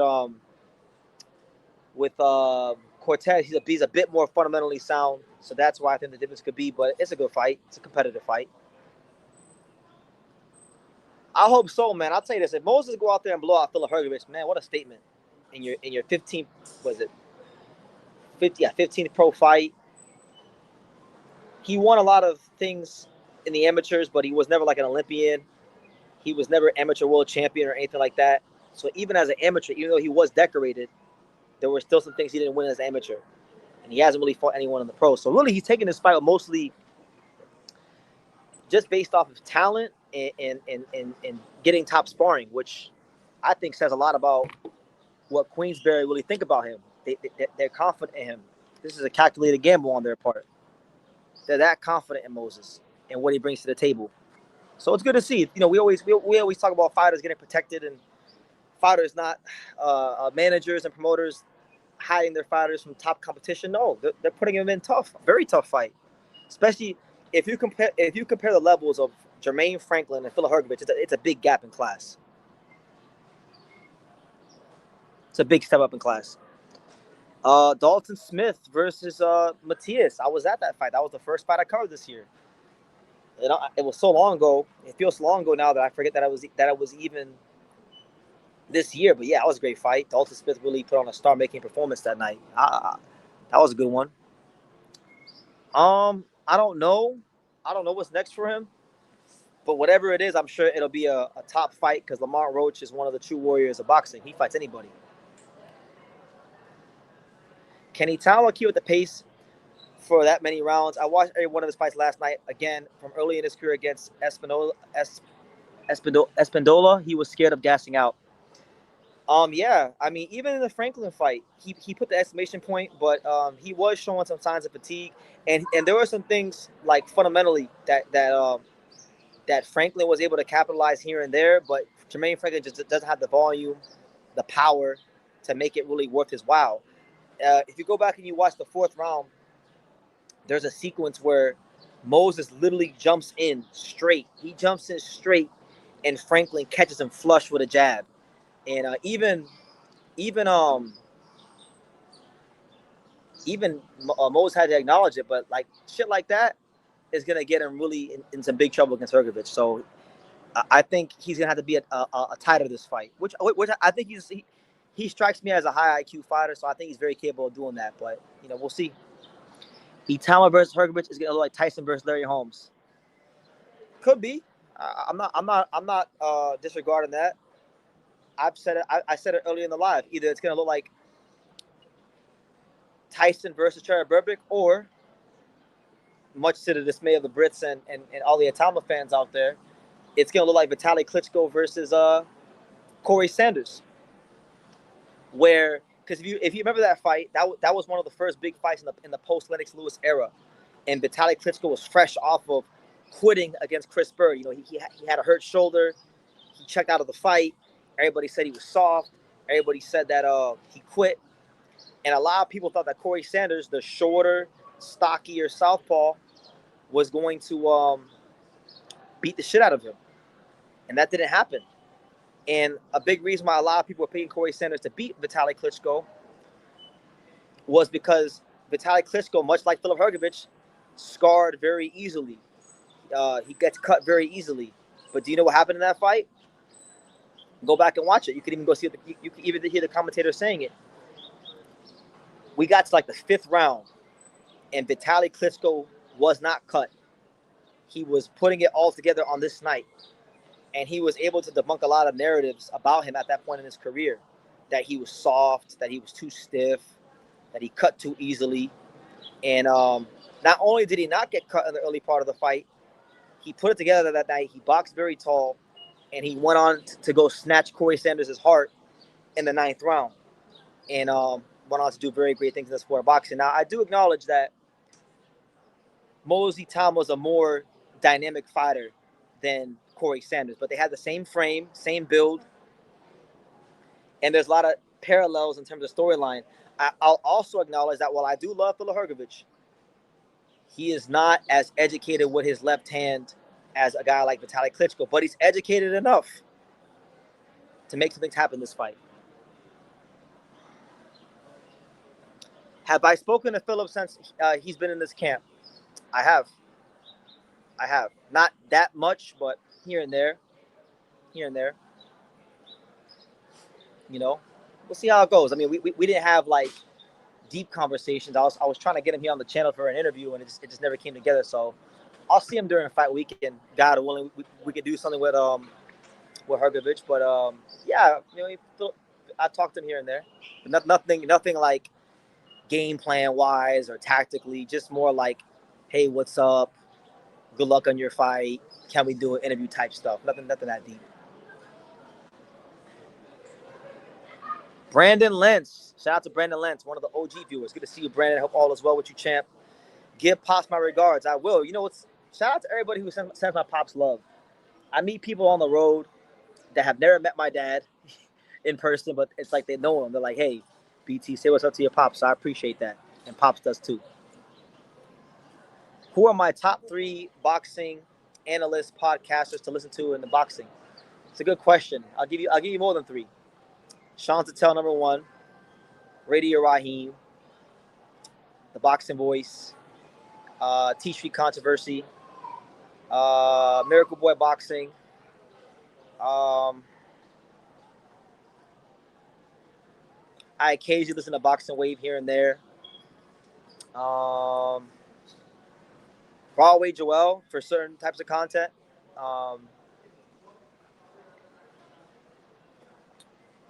Yeah, a lot of good channels out there. Lot of good channels, but I would say my 3 or 4 main go-tos would be Sean Tatel, Radio Raheem, Miracle Boy Boxing, and The Boxing Voice. Explain the channel name change. I just wanted it to be my name. There's nothing deep. There's nothing deep about it. You know, I feel like, you know, I came up with the name True School Sports when I was 17. I'm 31 now. Back when I came up with that name, I was covering basketball, and you know, it's just been getting not frustrating, but when I meet people, they don't know my name like that. They'll say True School, and I think I'm at a stage now where I would just rather just be known by my name. You know, I kind of feel like I just outgrew the name. Did anybody copyright it? No, nobody copyrighted it. Nobody put a gun on my head and forced me to change anything. I just felt like, you know, with certain things happening for me in the boxing media space, I think it's just cool to have it be my name.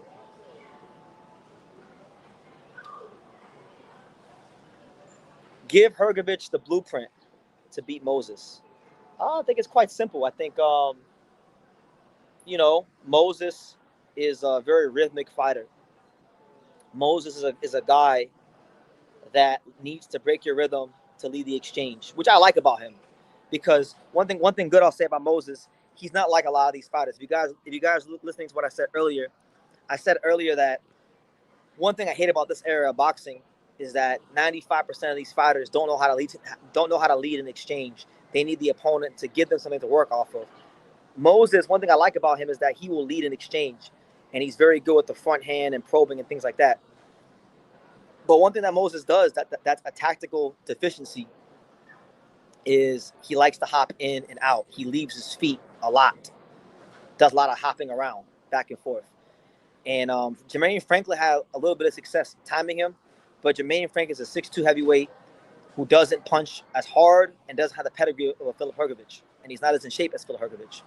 So for Filip, when Moses closes the gap and he gets the mid-range, when he feints, you gotta jab in between the feints and break his rhythm. And when he hops in, you gotta take a half step back and you gotta shoot the right hand down the middle. And because you gotta remember too, it's a southpaw versus orthodox matchup. So we all know that in a southpaw orthodox matchup, the key punch for the orthodox fighter to land is the straight right hand. And very fortunately for Filip, that just so happens to be his best punch. And he's probably one of the most accurate punchers in boxing with that punch. I saw a Comedy Box stat that I tweeted recently. Filip Hergovich in total connect percentage in the sport of boxing is actually the second most accurate fighter. I believe Shakur Stevenson lands 41% of the total punches thrown. The second is Filip Hergovich is tied for second with Dave Benavidez at 38.8%. Now, this is boxing. This is not a math problem. This is not baseball where it's analytics driven. But what it does tell you is that Philip knows how to set up shots and land. So when Moses gets to the mid range, and normally when Moses feints, Moses doesn't feint high. Moses feints low. He wants to feint low, and he wants you to think that he's going to the body so that when you move, he can come up top with a hook or a straight left hand. So when he feints low, you gotta jab backwards. You gotta jab backwards or probe backwards to get that spacing on him. And then if he jumps in, so if you get that if he gets that spacing, if you jab backwards or probe backwards and he jumps in, that's going to be your counterpunch opportunity with the right hand. You understand? And if you land that early in a fight and you make Moses have to think about jumping in, you've already increased your chances to win the fight by about 20 to 25 to 30%. So I would say early on, the first round, don't walk straight to Moses. Let Moses come to you. Get an idea of what his patterns are, what his rhythms are in that first round, and make Moses do the work for you. Because Moses will do the work for you. Once you get his timing down by the middle of round 2, round 3, because I don't think there's going to be a fight where there'll be a big feel-out process. I think by the middle of round 2 or the early parts of round 3, you could go walk Moses down. But you got to make sure you get a beat on his rhythm early, because Moses is very big on feints. Because if he can feint you, he can make you hold your feet. And if he can make you hold your feet, he can plant his feet and change the speed on his punches and use that speed against you. So if you can get a beat on that early, you can make Moses not plant his feet, not use his speed, and you can lower his output and get into your own rhythm as the bigger, longer, more experienced fighter. And that also plays a role into what one of the keys of the fight is for Hrgovic, which is to not get cut early. If you can get through the first 4 rounds without getting cut early, you're pretty much in the clear to do what you want. So yeah, I mean, I would say that's a little bit of the blueprint I would give. Make sure you tell him to talk more. I need him to make Moses mad. Oh, he's gonna do that on his own.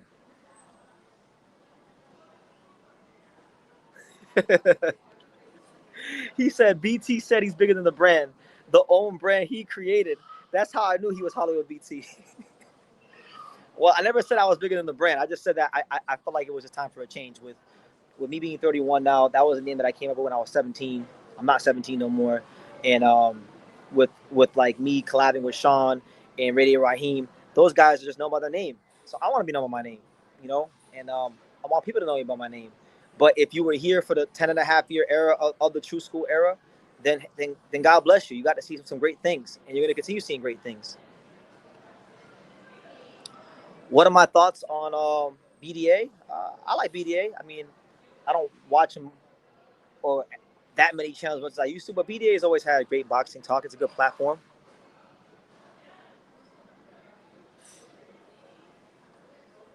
If we see in that first round that Hrgovic is reacting to every feint, you can just count down to the knock. Yeah, I agree. No, I agree.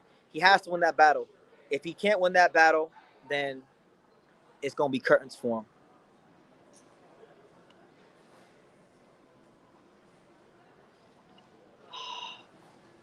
It's possible. It's possible. But I don't know. People always talk about his gas tank, but I mean, when he fought Zhang, he was able to outwork Zhang. He threw a lot of I know Zhang is like a 4-round fighter himself, so that helped him. But you know, I don't think Hrgovic's gas tank is as bad as everybody says it is. I mean, obviously, if Moses is able to get downhill on him, it could be a factor. But we don't know what Moses is yet. I'm not giving Moses the benefit of the doubt. He needs to prove it in this fight.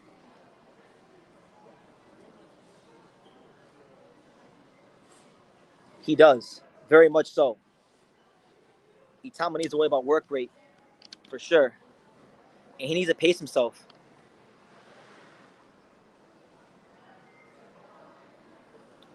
Hrgovic knows how to fall short of winning the big fight. I hope he can put it all together this time. I mean, he's only lost one time. That's not true. We can't say that.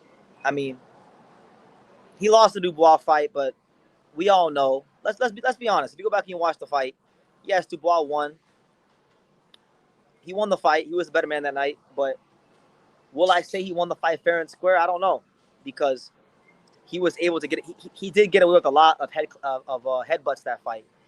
And if you go and you watch the AJ fight, he tried those same tactics in the first round, and the referee policed those headbutting tactics.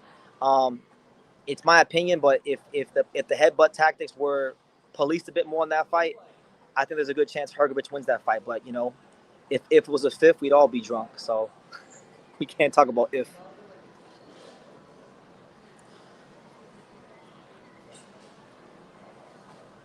I love your channel, Brendan. Have you ever put Harold Calderon in his place that he was a local Miami Lakes Tropical Park club fighter? Him and his wife seem delusional. Well, look, I don't want to bring the wife into it, but I mean, there was interviews on this channel of when I told Harold that he was fighting a bunch of Argentinians and he needs to step it up, and he didn't like it, and he was mad at me because he felt like I was hating on him, but I was just telling him the truth, and I like Harold. Like, Harold is a good guy, but I mean, hey, his moment came, and I think his moment's probably went.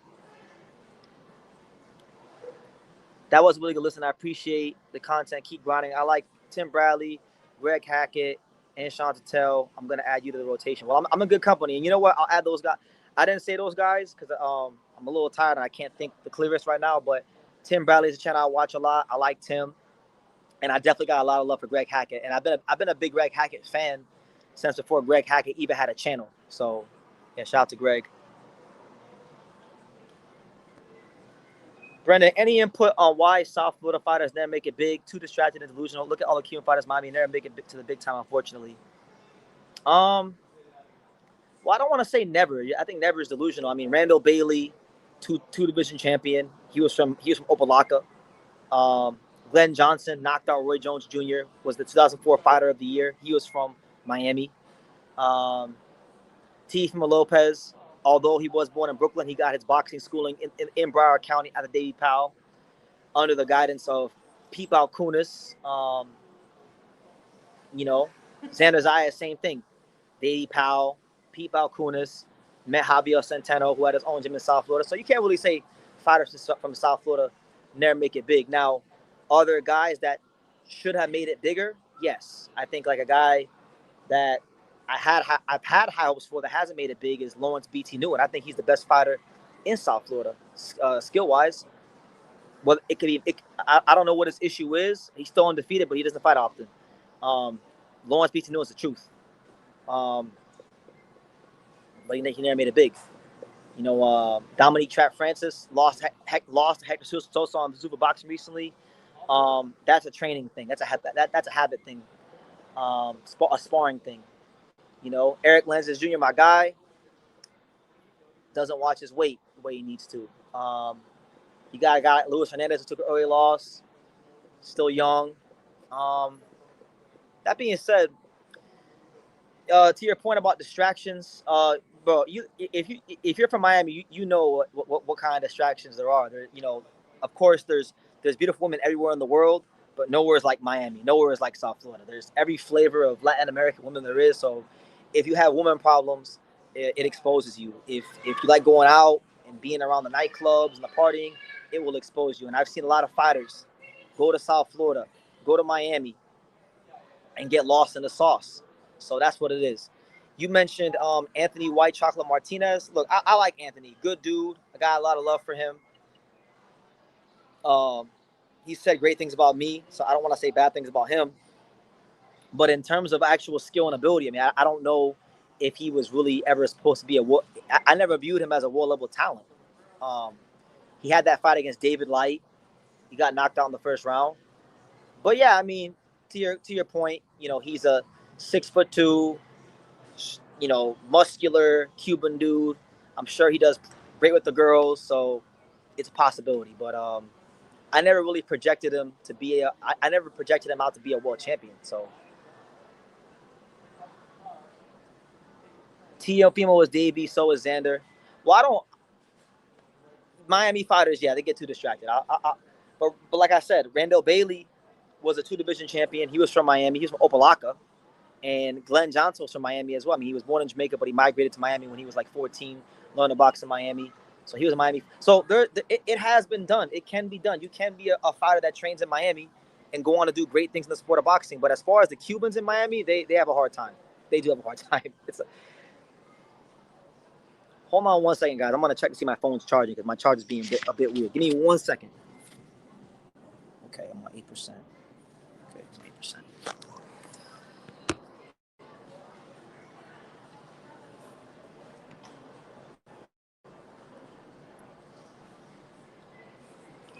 All right, I'm back. I'm back. So Stephanie, shout out to Stephanie. She says, "I'm glad to catch you live, sir. Any news on Andy Hiroka? I'd love to see more of Andy."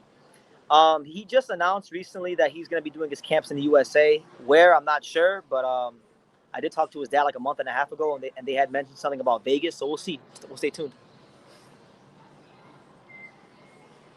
What are your thoughts on Andy Ruiz's next fight? How good is the opponent? Who wins? Damian Kimbo's a solid top 50 heavyweight, Polish guy, strong, action fighter. I don't know. It's hard to quantify what the hell is Andy Ruiz in 2026. He hasn't fought a whole lot over the last couple of years. I think he should win, but I'm not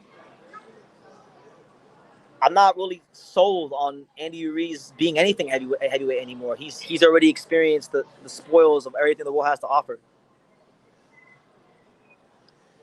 Morel basically got washed and lost in the sauce. I mean, literally going clubbing before the. That's what I'm saying, because it's like a lot of people.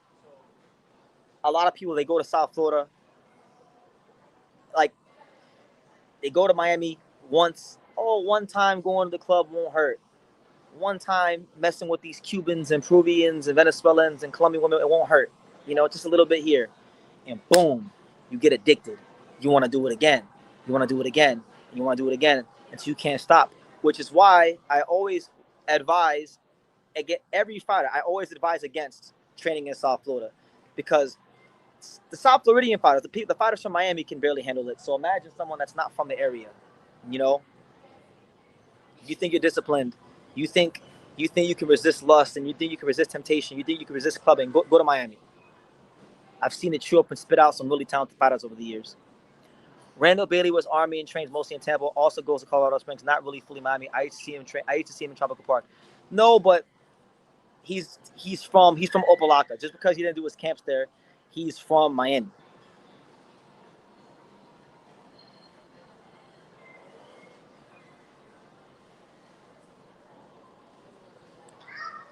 I didn't score it. I didn't score the fight, but I didn't see it that way. I thought Verone fought a very professional, disciplined game plan to not get knocked out, and was crafty in the ring. But I thought Hernandez won. But I think he did expose Yoeli Hernandez. Like, Yoeli Hernandez is overrated as hell. I can't stand these boxing hipsters that are so quick to call this guy some sort of monster. And he hasn't fought. I mean, Verone and Kyron Davis are the only two bodies he's really fought in the pros.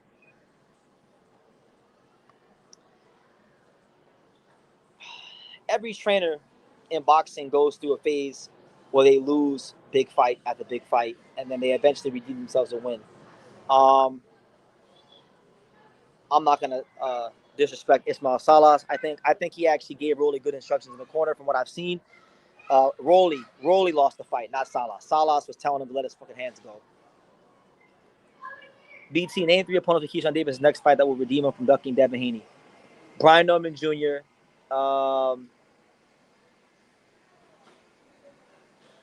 Tiger Johnson, Rohan Polanco. All good fights, all top-ranked fights, all in-house.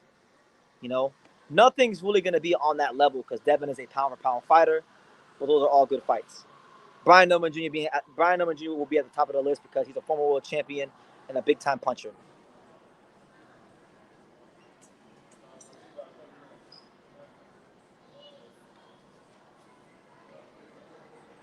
I don't blame them. I mean, shit, I'm not even in South Florida no more. So sometimes we all need a new perspective on life. Life's bigger than South Florida. Although we love South Florida and it is home, but it's it's easy to get lost in the sauce.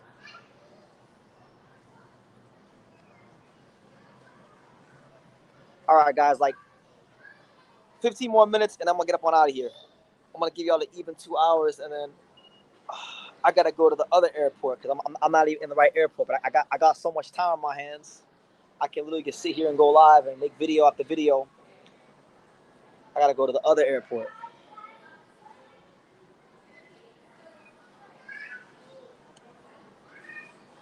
I mean, I wasn't scoring it. I was there, but I wasn't scoring it. Like, what I saw was I saw Verone throwing a lot of punches. I saw the punches hitting the gloves, and I saw Hernandez landing more shots and landing the more critical shots as well. Um, and then Verone would land, it wasn't really putting a dent in Yoeli Hernandez. So I think he was crafty. He was difficult, but I don't think he beat Yoeli Hernandez. Would I now? I'm not gonna lie to you. Um, I would have liked it because I like Verone, but no.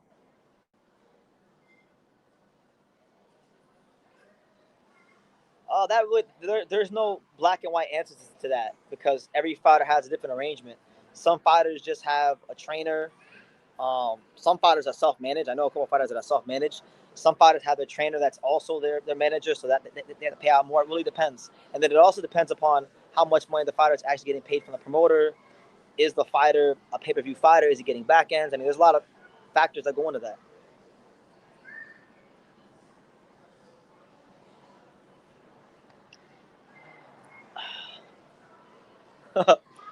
I don't want to say it. I'm not gonna say it on a live, man. Nobody needs to know where I live, but who knows? Maybe it could be. Who knows? Nobody needs to know where I live these days. It's best that way. All I'll say is that where I live now, it's a lot slower than South Florida, and it's great because when I go to these events, when I go to these fights and do all this traveling, I don't want my life at home to be fast. I want it to be slow and relaxing and peaceful. So if you're trying to get out of South Florida, find somewhere that is a lot slower, probably a lot cheaper too, and you'll find peace.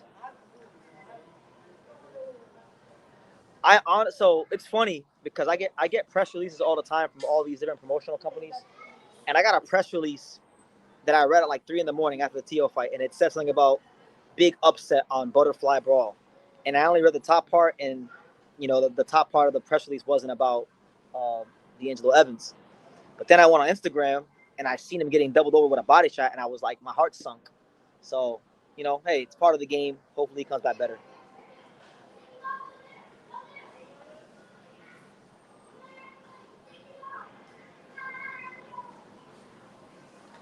I would say though, if you're trying to get out of South Florida, places I would recommend, I think Texas is great. Texas is a great place if you're like looking for like family life. A lot of people from South Florida go to Georgia. A lot of people from South Florida go to the Carolinas because it's slower. So is certain parts of Texas. So those are all great places. I mean, but eventually, when I get to where I want to get to in life, I'm not gonna live. I'm gonna try to spend like you know a month where I live now, or 2 months where I live now, and go back and forth between there and Japan. Sprinkle in some Vegas visits when I got to cover fights. Like that's the dream. I want to buy some real estate in Japan. So hopefully, in like the next like 2 to 4 years, I'm gonna be getting some properties out in Japan.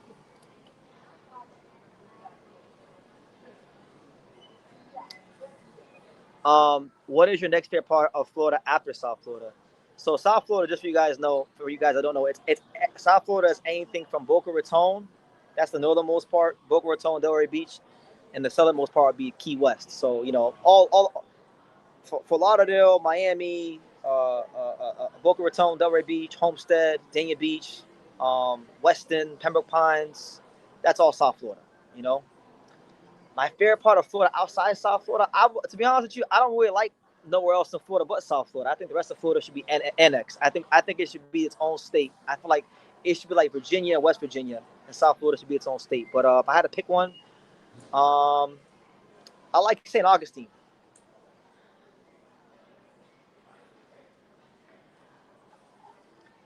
What's up, BT? I'm gonna watch a bit later. What did you think of Zolani's career? The only fight I saw was against Casemiro. Zolani Tate and RIP to Zolani Tate. It's a shame what happened to him, but fantastic fighter, 2 division champion. Could have been a 3 division champion if he would have beat Marudi Mithalani, but 2 division champion, big time puncher, rangy, southpaw. He was once at one point looked at to be a dangerous fighter for Inoue, quiet as kept. But you wouldn't people wouldn't know that unless they're really following Inoue back in 2017 and 2018 actively. No, really good fighter. Definitely one of the best African fighters of the last decade.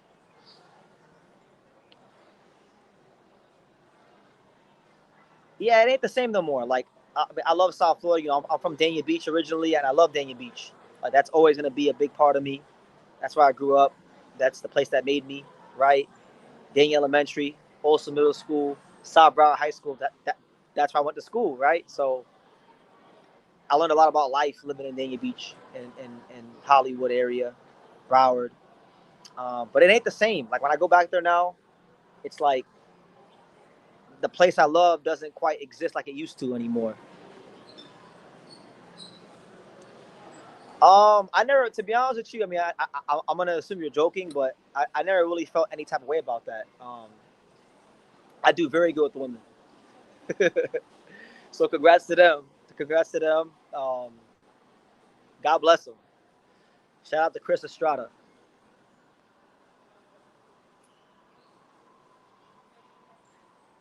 No, I mean, I feel like, you know, in life you gotta constantly have things to look forward to.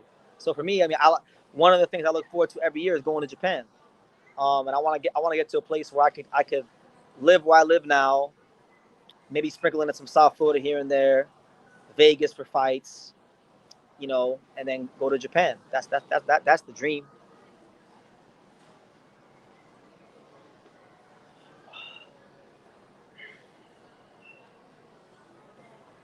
Yeah, no. Even like with Sonny Edwards, when Sonny Edwards was young and in his prime, Muthalani fought a very young and in his prime Sonny Edwards and gave him hell. Yeah, I mean, he had Sonny Edwards laboring in that fight.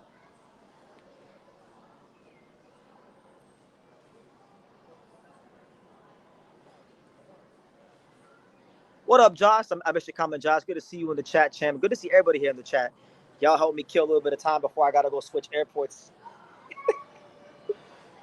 I still got what? I got like 10 hours before I fly to Iceland.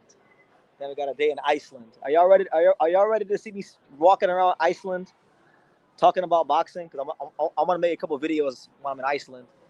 I got a 22-hour layover in Iceland before I go to London. Then I go to London and I go straight into fight week. And I barely slept since the Teo fight. I got maybe like I slept on the plane because I went from Vegas to Dallas, and then Dallas to New York, which is where I'm at now. I'm in New York, and and I mean, I got good rest on the plane, but not so much since the plane. And I've already been in the airport for like 14 hours, so that's what it is.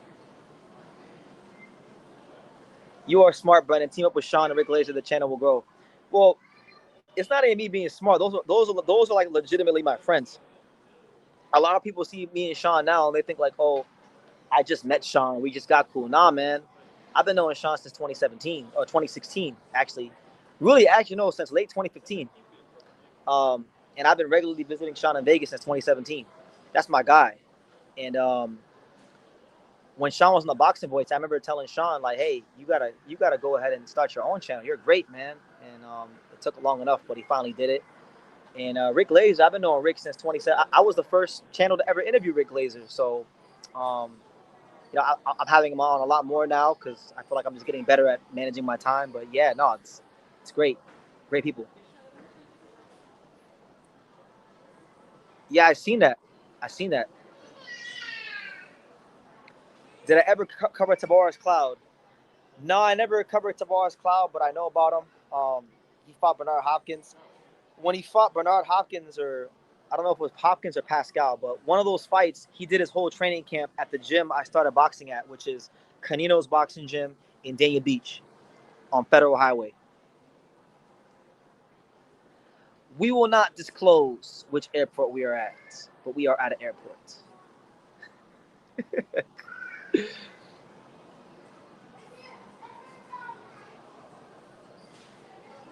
I'm not. I'm listen. It's a long layover, but I'm not tripping about it. I look at it as a great thing.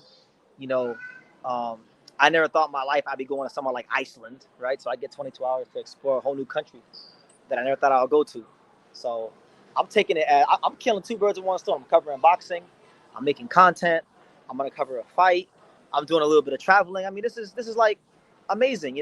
Right now I don't got no wife or kids or anything like that. So at some point in time in my life, there will come a time where I do have kids and a wife and more responsibility. So where maybe it's more hard to do. It's harder to do these things. But while I have this freedom in my life, you bet your ass I'm gonna take advantage of it. So that's for damn sure. We will not disclose said location.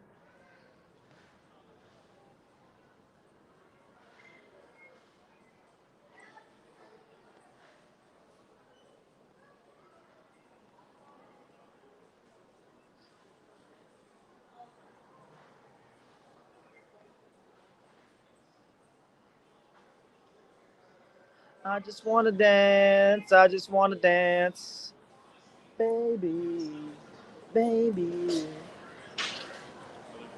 I just wanna dance. I just wanna dance. Do you think Pedro Diaz is a good trainer? People are leaving him. He seems a bit local. Did you hear that Jorge Rubio no longer wants to train Cuban fighters?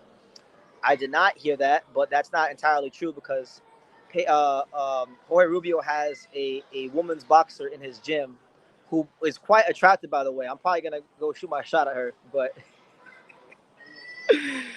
that's not entirely true because he has a Cuban fighter in his gym that's a girl. But, I mean, hey, if that's what he wants to do, that's what he wants to do. As far as Pedro Diaz, I mean, you can't say he's not a good trainer. He trained Miguel Cotto and had a great game plan to give Floyd Mayweather one of his hardest fights. That Floyd still says is one of his hardest fights. Trained a bunch of gold medalists. Trained Hergovich early in his career, probably when he was the best version of Hergovich. Um, you know, is he as good as he used to be? No, I don't. I think he was better early in his career, but still a good trainer.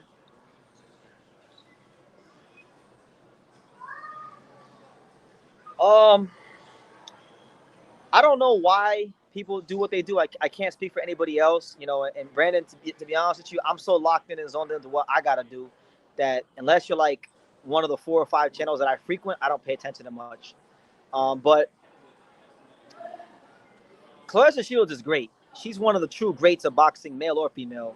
And anybody who hates on Clarissa Shields has some deep rooted insecurities that they need to work on. That's all I can say. 21-time world champion, 2-time gold medalist, 3-time undisputed. You can't downplay that. And if you do, you're a miserable person, and you need to get some things going on in your own life. If you can't respect that, you don't got to sit here and say that she fought the greatest fighters because, of course, women's boxing, the talent pool isn't as big, especially the heavier weight classes. But I mean, all she can do is beat who's in front of her and beat the best girls of her era, and she does that, and she does it in dominant fashion. So what do you want?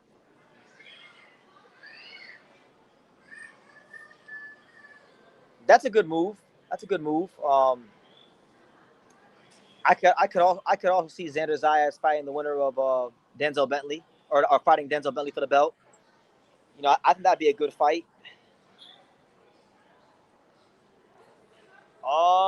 It's a good question. It's a good question. Um,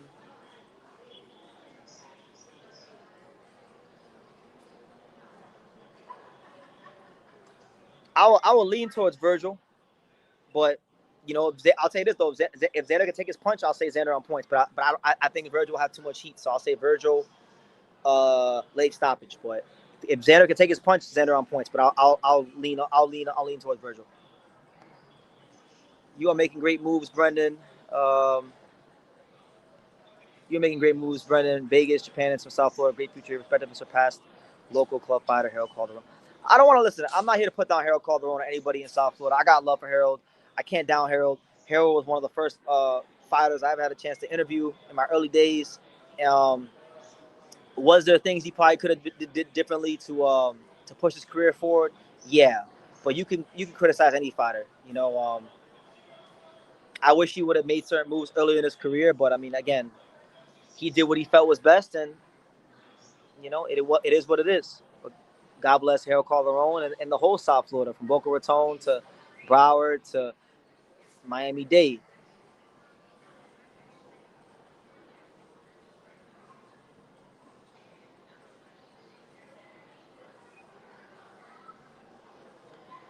What's up, Falling Star? Good to see you, champ. Shout out to you out there in Japan.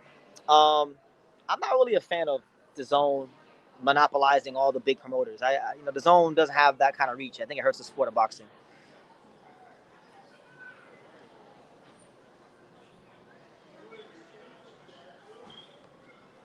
I would never say no. I would never rule it out, but it's not like a priority of mine. I think the only way I would do that is a fighter that I'm really interested in would have to be fighting on a week where there's nothing going on in boxing. That's the only scenario where I could see that happening. Like, everybody always says, BT, why don't you cover MMA and bare knuckles? Because I'm a boxing guy. I like boxing. I'm just here for the boxing, guys. I know that's boring to a lot of people, but I love the sport of boxing. The sport of boxing saved my life. If it wasn't for boxing, maybe I'm not even here right now. And I know a lot of people say that, but with me, it's actually true. Um, you know, so I feel like I owe a lot of gratitude, and boxing is a very meaningful to me because of what it's done for me in my own personal life.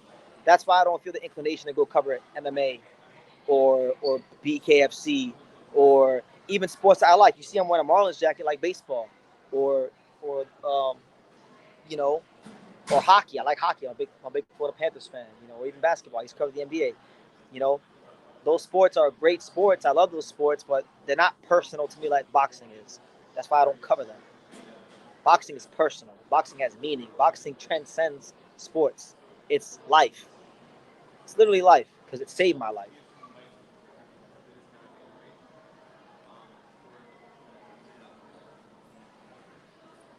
Yeah, I'm looking forward to seeing the Butcher back in the ring, man.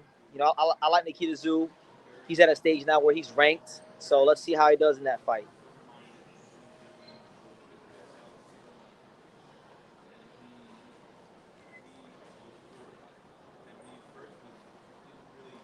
Thank you, Brandon. Appreciate you, champ.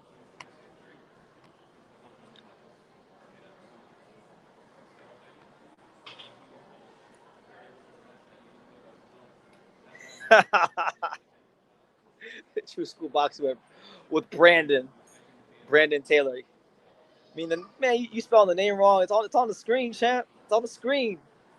Brendan, like Brendan Fraser, because that's who my mom named me after. Brendan Fraser.